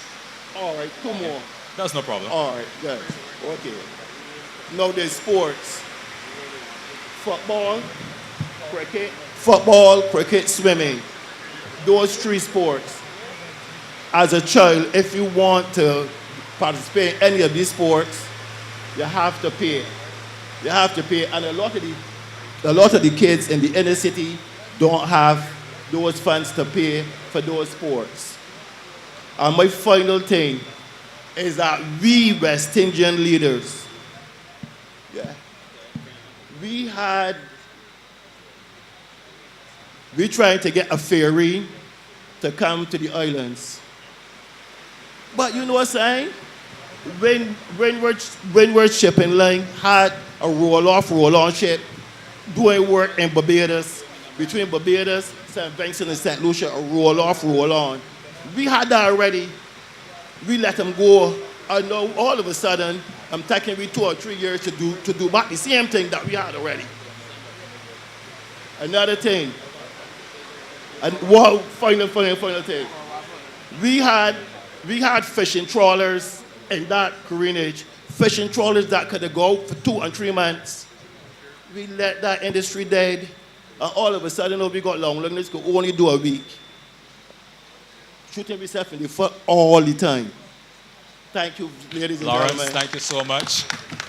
You're giving us a series of ideas there, Lawrence, that I really think can end the night well. But at this point, I want to thank all the speakers that have come up, planned and unplanned. You're really giving us a real strong finishing point for these ideas. I just want to there's one more speaker. So very quickly, I'll let him come up, but then I also just would like to invite, obviously, the MP for the area, and then obviously give the Prime Minister an opportunity should she decide to. Just quickly, Carrie. Okay. Don't clap like that because this may not be all of that a bag of chips. But good night, everybody. My name is Carrie. So just something that I would have noticed, I believe that the Give Back program at UE is not utilized properly. It's full potential. In my head, when I heard about Give Back at the time, I thought that we were required to do an additional year. And the reason why I say an additional year, because then it would give each program time to, let's say I was in politics and I wanted work experience. So therefore, you would get the program to have an additional year, sign up with some government agencies, so that way I can get my work experience, but I can improve the government entities. So that would have been my 2 cents in terms of the Give Back programs not being utilized. And that's just a vague example, but it's something that I would have talked about at home and in thinking, maybe just speaking to the UE students or speaking to the department heads and then implementing an additional year, especially for the computer science students, that way that they could showcase their skills as well as improving the government entities, instead of just having them there and having maybe 1 or 2 agencies signing up for the Give Back program. That way it helps us as a nation. It helps us as a nation, and it helps the UE students to get experience, work experience. So that is my 2 cents regarding that. Excellent. Can you remember when we were at UE? I did a paper on that when I was on the Guild to the principal of UE. And that was a challenge because you have institutions that allowing for UE students, and there's no problem in this, going and painting schools, picking up garbage, that's fine. But I and you and all of us then were of the belief that we should get some practical experience. So if you're doing sports, you should be able to go into sporting organizations and give back your time. If you're doing marketing, you should be able to go into marketing companies or NGOs and work with these NGOs. If you're doing law, you should be able to get that practical experience as part of your Give Back program. So I support that 110%. So I don't know if the Ministry, I know Minister Blackman is not here, but that's something perhaps from the Ministry of Education and UE officers. Oh, Minister Blackman is here as well. I know you support that 100%. But that's a conversation that we've had. That's a conversation we've had at UE. But I think also too, it needs to be directed from the Ministry of Education, most definitely. Yeah, I agree to a point, but I think you have to do both. And I will explain to you why. I'll give you two examples. I think you should get experience. My daughter is at UE, so I'd like to get experience. But I also feel that we are producing a Barbadian who does not understand what it means to go and serve. To serve. When Ross University first came to Barbados, those doctors in training, they approached the ministry for the opportunity not to teach medicine or to work in medicine. They wanted to know which old people's home they could clean, which beaches they could clean, and that kind of thing. When I had the opportunity to serve on a very prestigious school admissions committee, one of the things that in the US, one of the things that got the heaviest weighting was that that person had actually done something to serve. The idea that it has to be a benefit to a student is not what this was meant to be. Yes, people should get their job experience, but we have to produce a Barbadian who cares about other things, care about other people, care about the vulnerable, care about issues, want to clean the beach, want to see a Barbados that is built on supporting other people. So yes, some experience, but I think we had a deeper purpose when the Prime Minister conceptualized this idea. It was more about giving back, to give back. So for me, for my daughter, I say to her, you go and clean the beach. You go and spend some time with some old people. You understand? I think that's important. And then the other point I would make in relation to a point that was made earlier is about these institutions. Now, we would have done some work in the ministry that spoke to the things that gave us meaning, the church and youth groups and community groups and those things. Those things don't give young people meaning now. So we want to use the same institutions to deliver a message to young people that don't trust those institutions. We trusted the church. We trusted the school. Young people these days don't trust the church and don't trust the school, not in the same way. So we got to look at our institutions different and to find a way to build that trust. Or you're going to find young people not interested in the same youth groups that Caleb leads. They're not interested in the church because they don't trust them. And so we have to, a lot of our institutions, yes, it is good to hold on to your history, but there's a part of which you have to let go. The things that no longer work, we become so fixated on holding on and honoring things in the past, even when they no longer work. And there's some things you have to learn to let go and to be able to work. So I think we have to have, not here, perhaps when we start the conversation PM next Monday as well with the young people, we're going to start having real hard conversations about and tomorrow, actually, we're having a conversation tomorrow, thanks Chad and the Ministry of Education at Combermere School with young people in 5th, with young people from certain schools in St. Michael. And again, we're going to have those kind of conversations. And on the following Monday, it's open to the public for young people to come and talk, particularly from St. Michael and UE, about a lot of these issues. But I think we have to have real, hard conversations and not sugarcoat a lot of these things in the real world. You understand?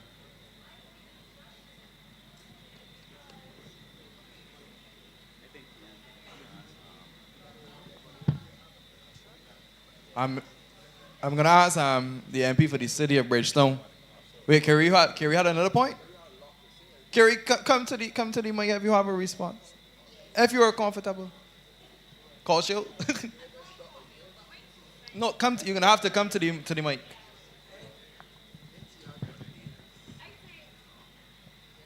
I think that we like the idea of having difficult conversations because we like the idea of having difficult conversations.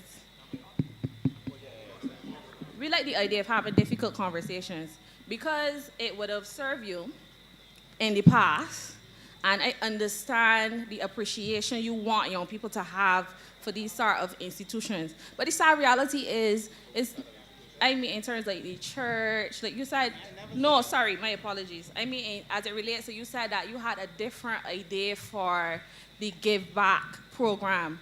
And you would have said that, the idea behind it would have been for young people to appreciate the serving, the emphasis on serving.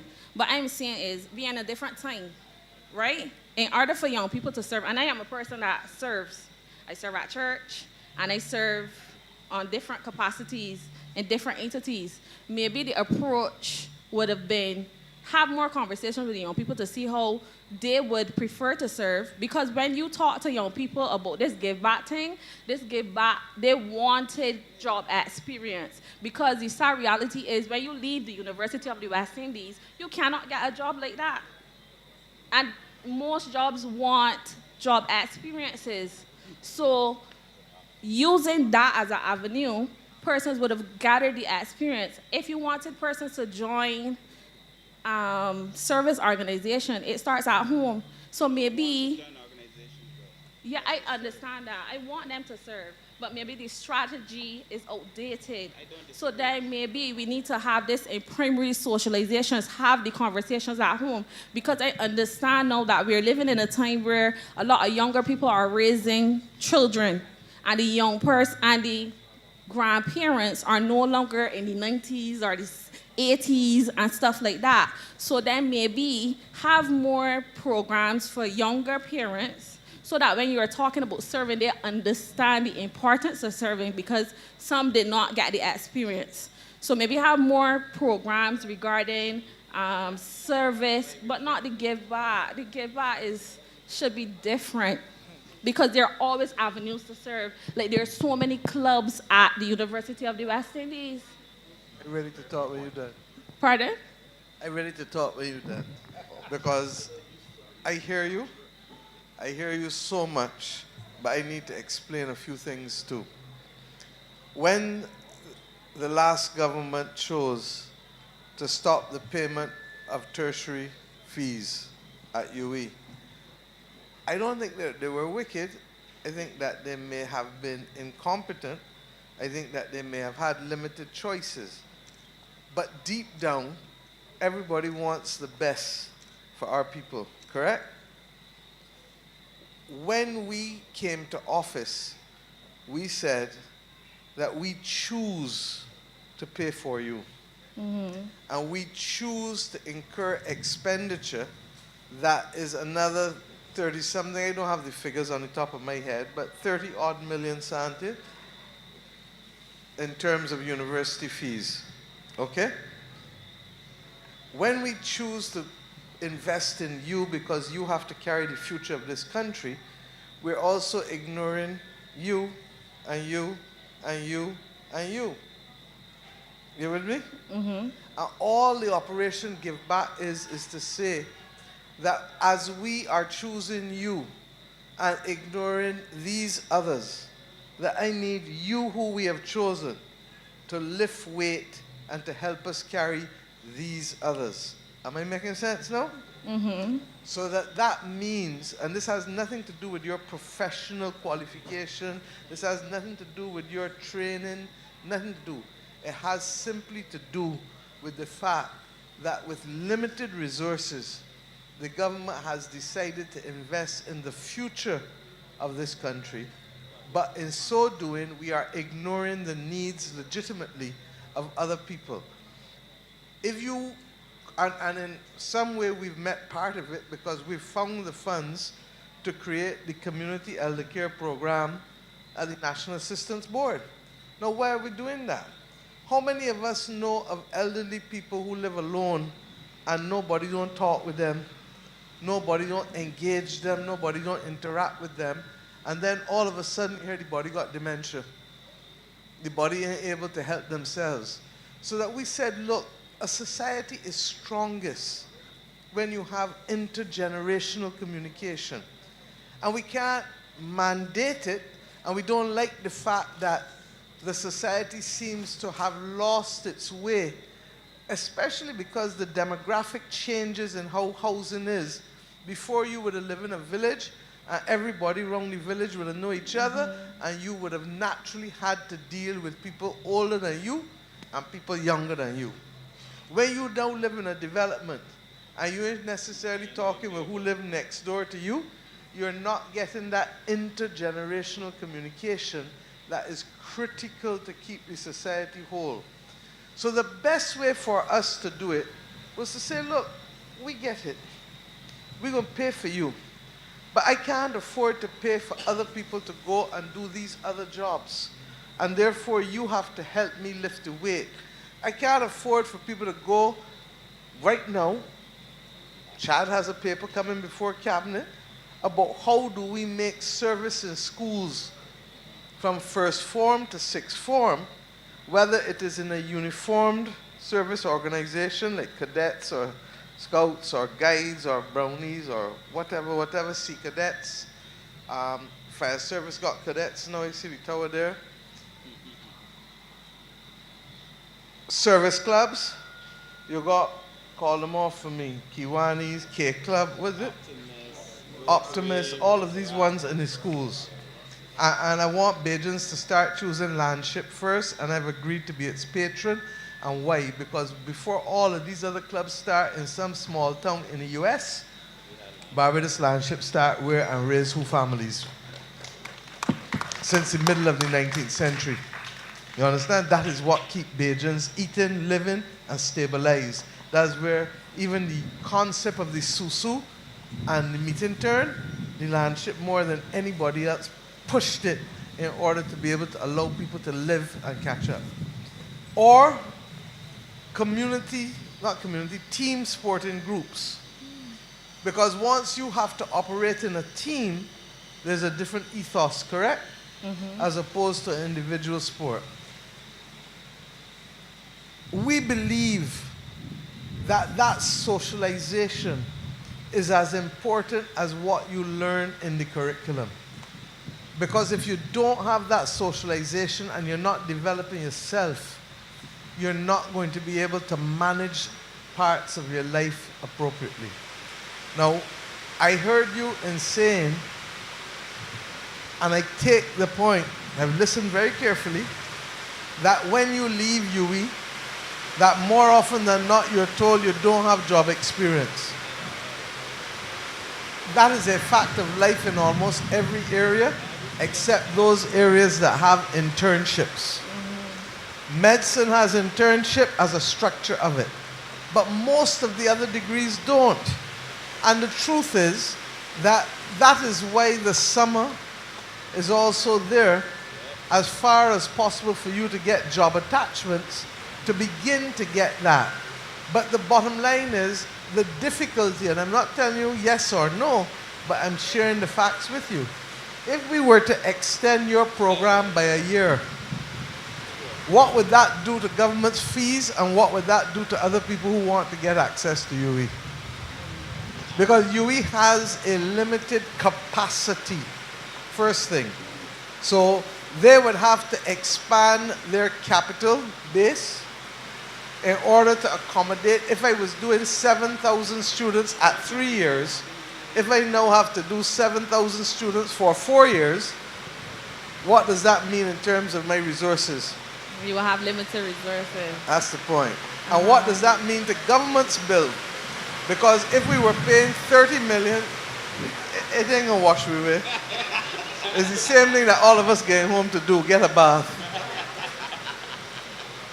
When you now come to the fee, a little cold water never kill nobody.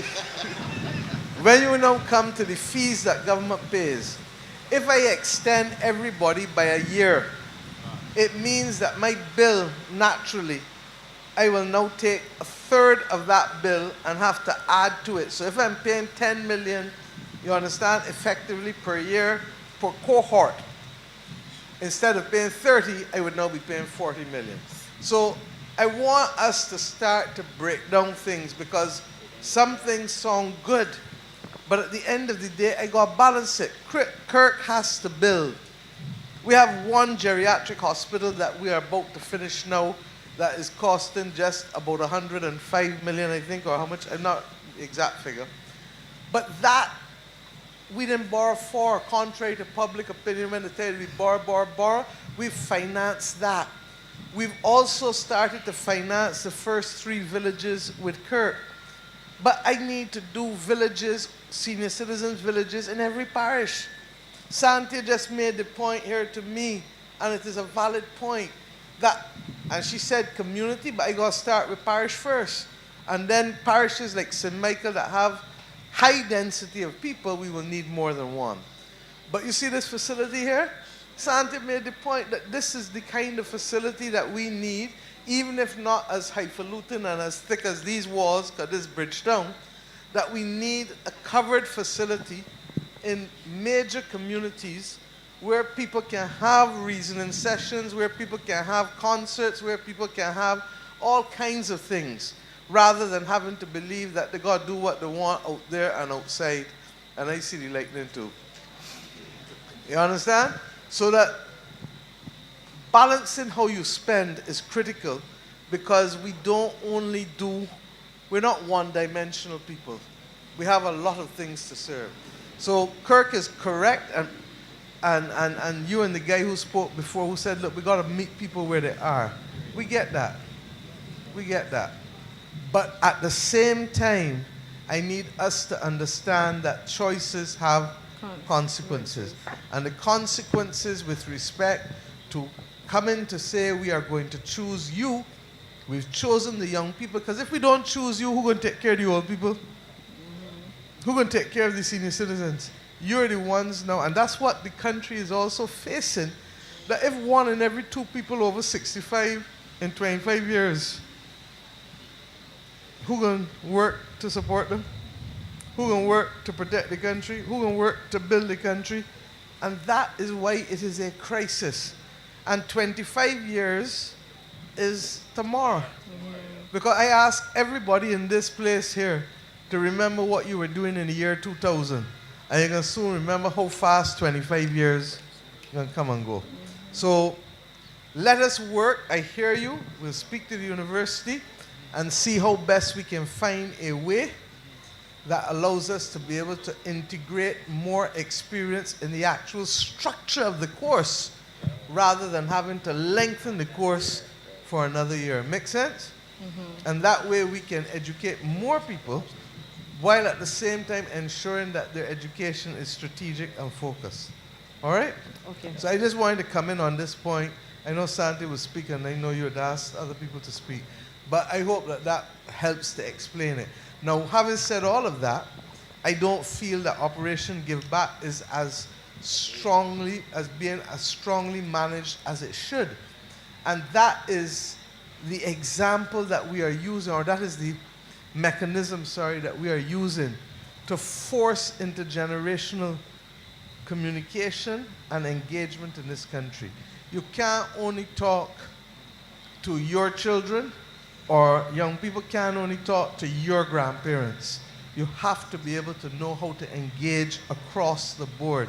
And the truth is that the perspectives are so different, so different, that if we don't find the right platforms to force those conversations, we are going to end up with a society that is deeply split. And that's why the government is doing these things. And maybe we should have taken time to explain it better to you, and I am glad for opportunities like this so to do. But thank you for your passion, and thank you for ensuring that we raise the issue of integrating job experience in the structure of the training, rather than looking to lengthen it by another year. Okay? Thank you. Madam Prime Minister, I just had one question on that, going back to the Give Back. And I think that is, in terms of the integration of it within, I think that is what the intention is, in terms of having these students get back into the institutions. But currently, unfortunately, as Kerry outlined, that's not how it is. And as Minister Humphrey said, there needs to be that right balance. And I know from hearing from the institutions, they need the help.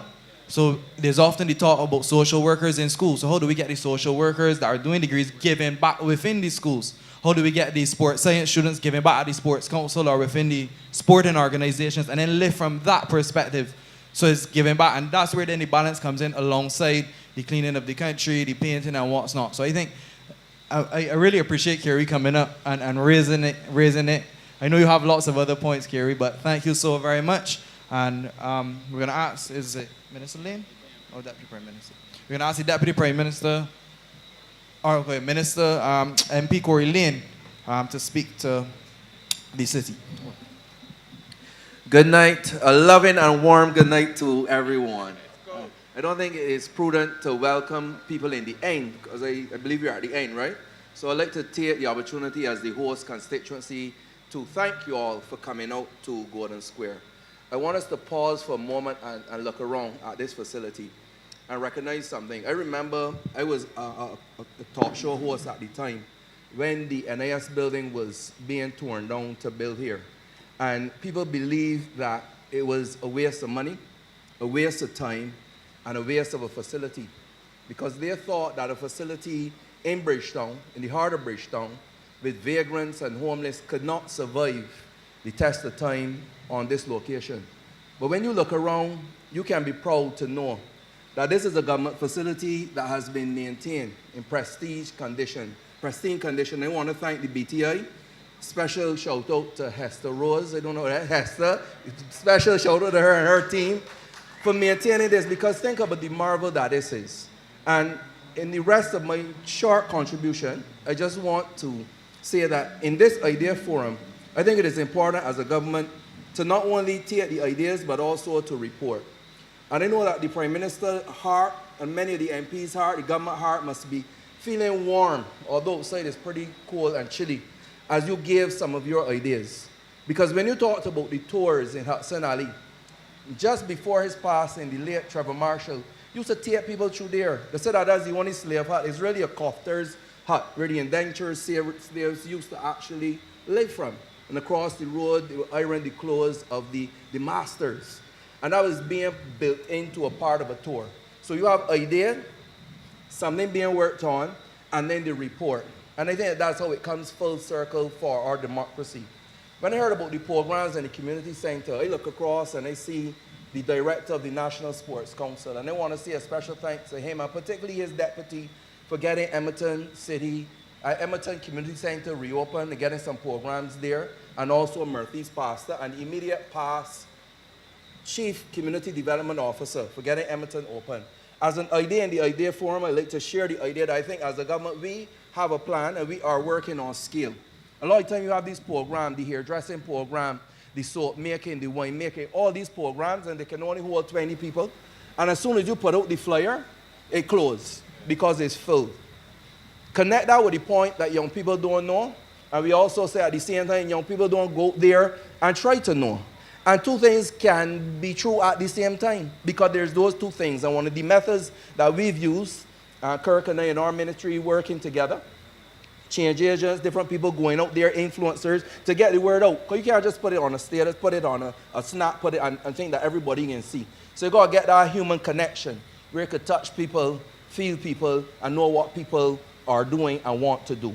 So I think that all the ideas that you are bringing, we are happy. When you talked about the urban renewal, the rebuilding of the houses, you want to talk about soaring, and also loans for people to fix. So all of those things are on the cards. And I think that as we know that it is something that when you bring the idea that you will like, I think that we can be proud to know that it is something in the pipeline and something coming to you. So I want to encourage Barbadians, as this is not the last idea forum, I believe, it is the last one on the cards for now. But I want you to continue to share your ideas with us as a government. As a government, continue to listen, to report back, and most importantly, to implement. Because we could talk and talk and talk till the cows come home, but if we don't implement, we would have wasted your time and ours. And so that is my wrap up from your ideas to our implementation. Thank you and have a good night.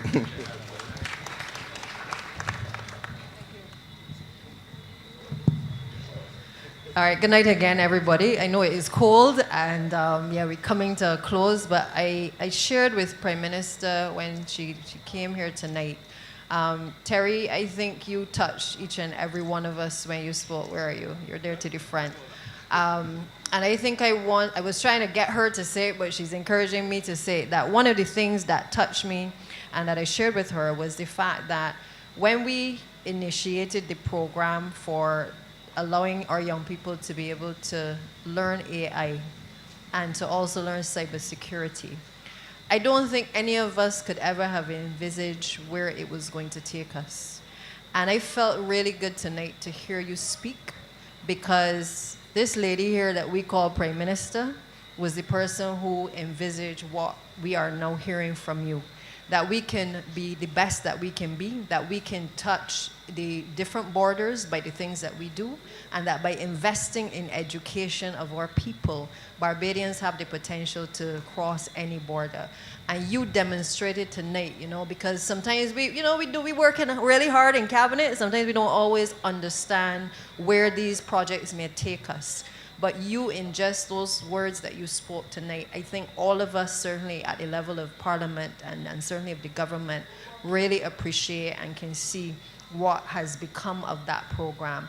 And I think what we take away from it tonight is that we now have to work out how do we make sure that people like you who have been given the opportunity to be able to see differently and to see people differently are able to have a space to be able to give back to Barbados.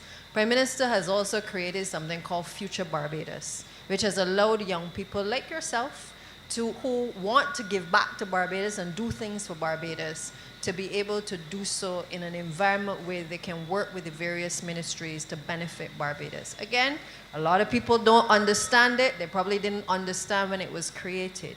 But again, these are all things that when you plant the seed, you just can sit here now and see the seed actually germinating. And we can all be very proud of the fact that the investment in things like AI, cybersecurity, the Future Barbados team, and certainly investing in the tertiary education, making sure that young people who were denied the educational opportunities to go to the University of the West Indies were given that opportunity by us. Now, yes, the program would give back, which certainly when I was minister, we started.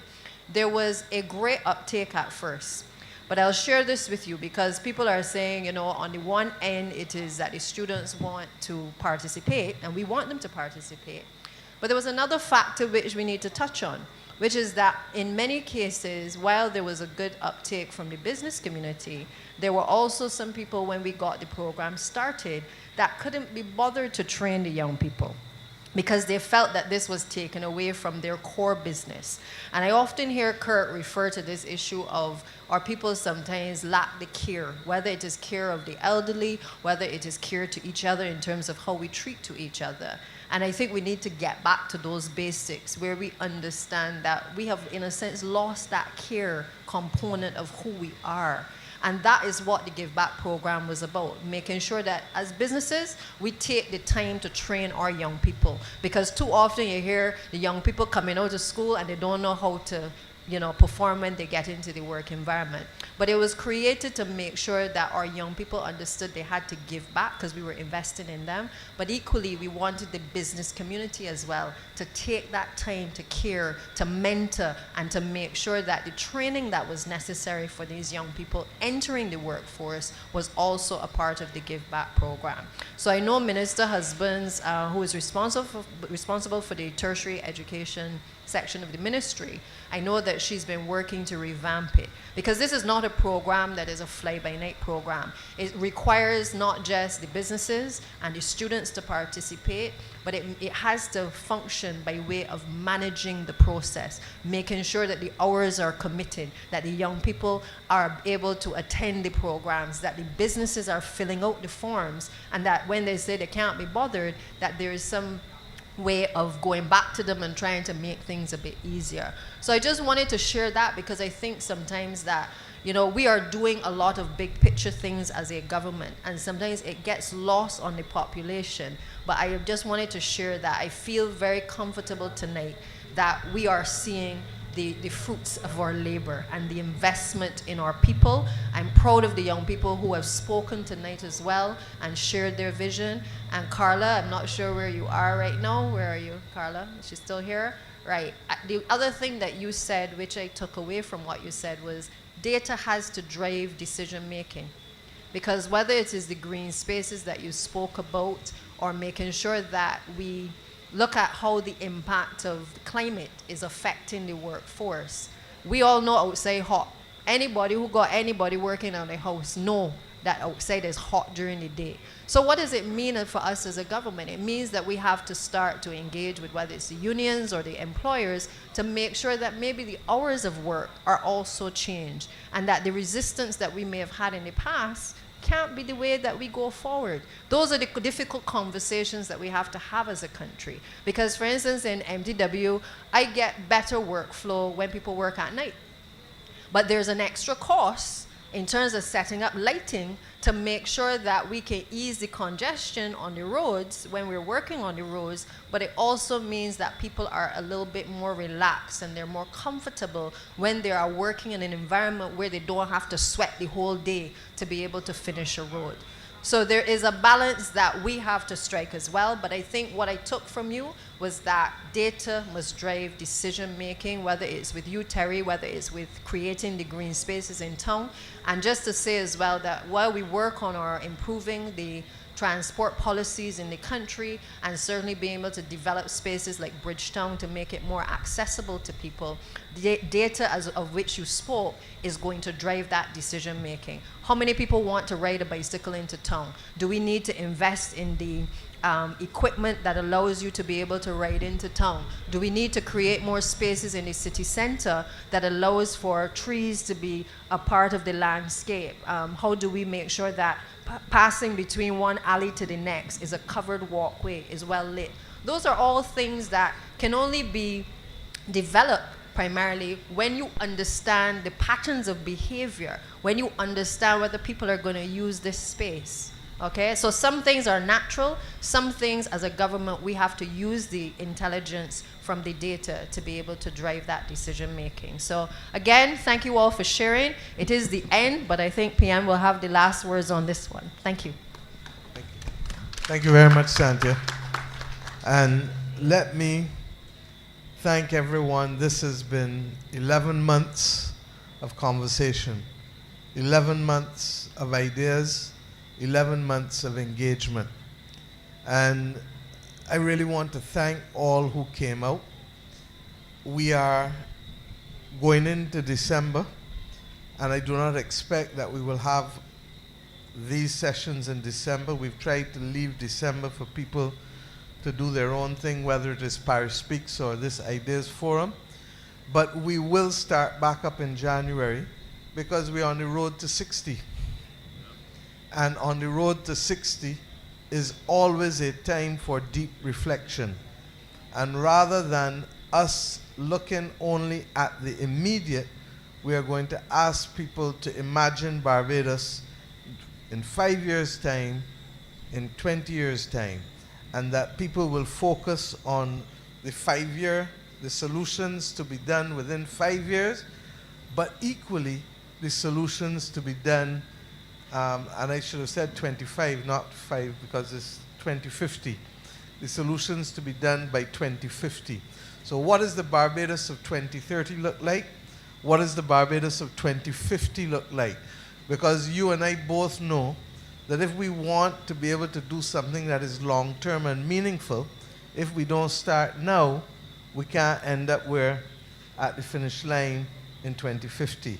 And if we don't start now, we can't end up at the finish line in 2030. And persons have found a way of identifying the problems, so we're still going to hear about the problems, but they equally have come with solutions for the most part. And that is the kind of habit that I would like for us. We look at the Chinese civilization, we look at the Indian civilizations, we look at the African civilizations. These things have been going on, these civilizations have been there for millennia. Because we are relatively new in terms of our settlement of this nation, because 400 years is nothing when you compare to them. It has meant that we tend to look at things in short time spans rather than looking at the long picture. And I am sure that all of us in here have grandparents who wished for us certain things, even though they knew that they would not be with us for the full journey. Not true? And therefore, how do we make sure that those who will be here in 2030 and those who will be here in 2050, and the truth is that I should really even be challenging the country to 2075 too, okay? And those who want to come up to speak to that, Roy, should be allowed to do that. But I need, for us, Bajans need to be able to have not just the short horizon, but the medium and long horizons, because a lot of these trees here, when was that tree planted? You understand? When we can go in Queen's Park and look at the big baobab tree. When was that planted? And all of us benefit from the shade of that tree without giving thought as to the fact that somebody had to plant it there in order for us to be able to benefit from it. We talked just now about the National Insurance building that used to be right here. But the National Insurance building was not just a building, it has a range of benefits. If somebody didn't come and think that we wanted to do this, let me take unemployment benefit that Tom Adams introduced. We take it for granted. You know how many countries across the world don't have unemployment benefit? The majority of countries in the world don't have no unemployment benefit. But you get laid off in Barbados, and you get access to what? Unemployment benefit. To be able to help stabilize you until you catch the next job. So I want us to envisage that as we go forward. I want to give you the assurance, as I said, that there are a number of things that have come to us. Not everyone will be practical, not every idea will be practical, but a lot are. And Cabinet is reviewing, and I hope that before the end of the year, we can give you a report card as to what are the things that have been said that we found useful. For example, we all know that we celebrated our youngest participant probably, when she made the point about the quarterly cleanups, the national cleanup days in Barbados. SSA has started with bulky waste, but I have had to say, this is not an SSA initiative. This is a whole of Barbados initiative. And if we need to be reminded as to why we should clean up around our house, look at Sunday night. Look at Sunday night. Because if we're not getting rid of the garbage, Sante will tell you if that is blocking the drains, blocking the flow of water, we have problems to people's lives and livelihoods and property. And that's what we want to be able to walk away from. So I want to thank you. I give you the assurance of the reporting. I want to say to you that this is one of the features of our government that I am most proud of.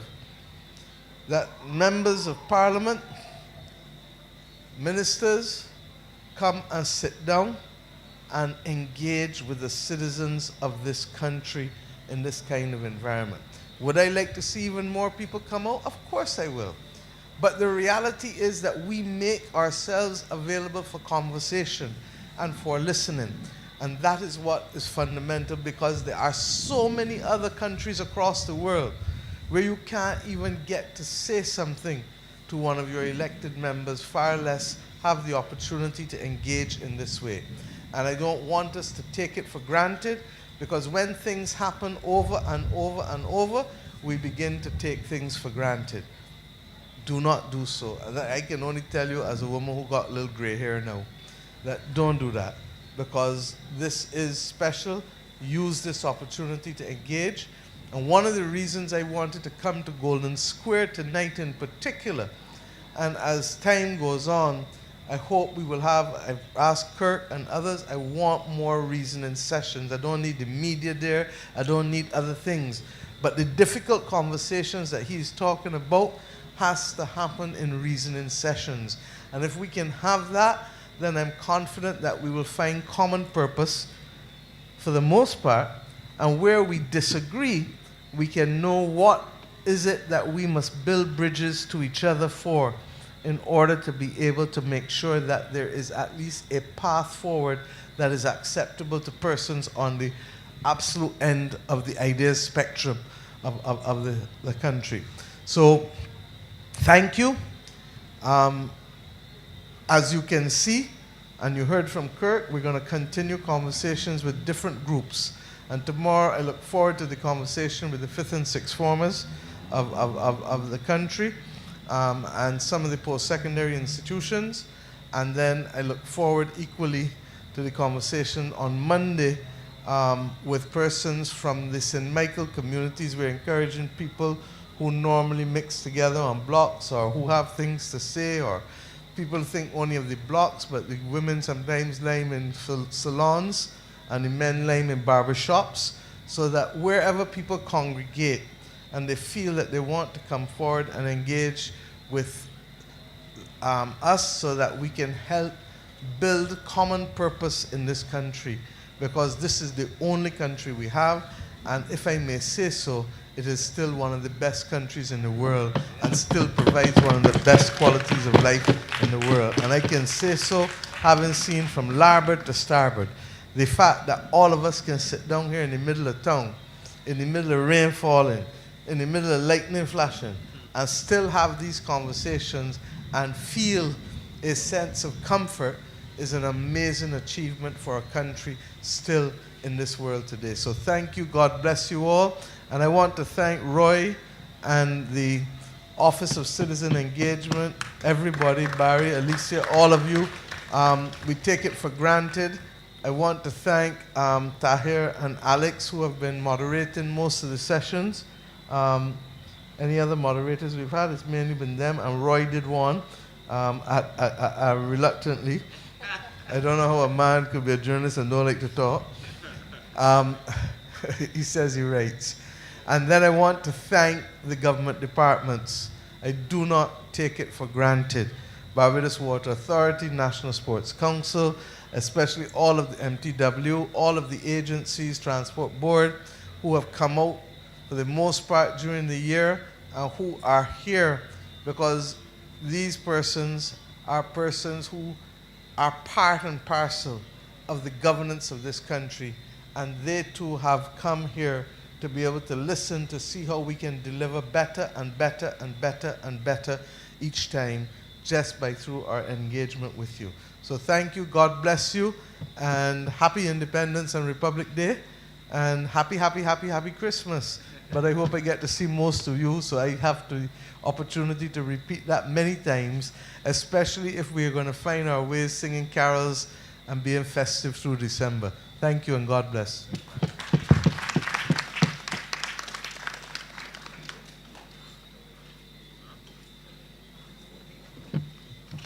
I've seen a lot of places around the world and far apart. But deep inside, there's only one that's closest to my heart. Wherever I may lay my head, no matter where I roam, Barbados will always be home. I love the open spaces, what a feeling to be free.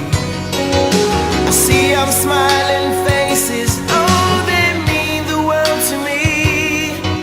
A place where friends are family, a place to stand alone. Barbados will always be home. Barbados, yeah. Barbados, Barbados will always be home.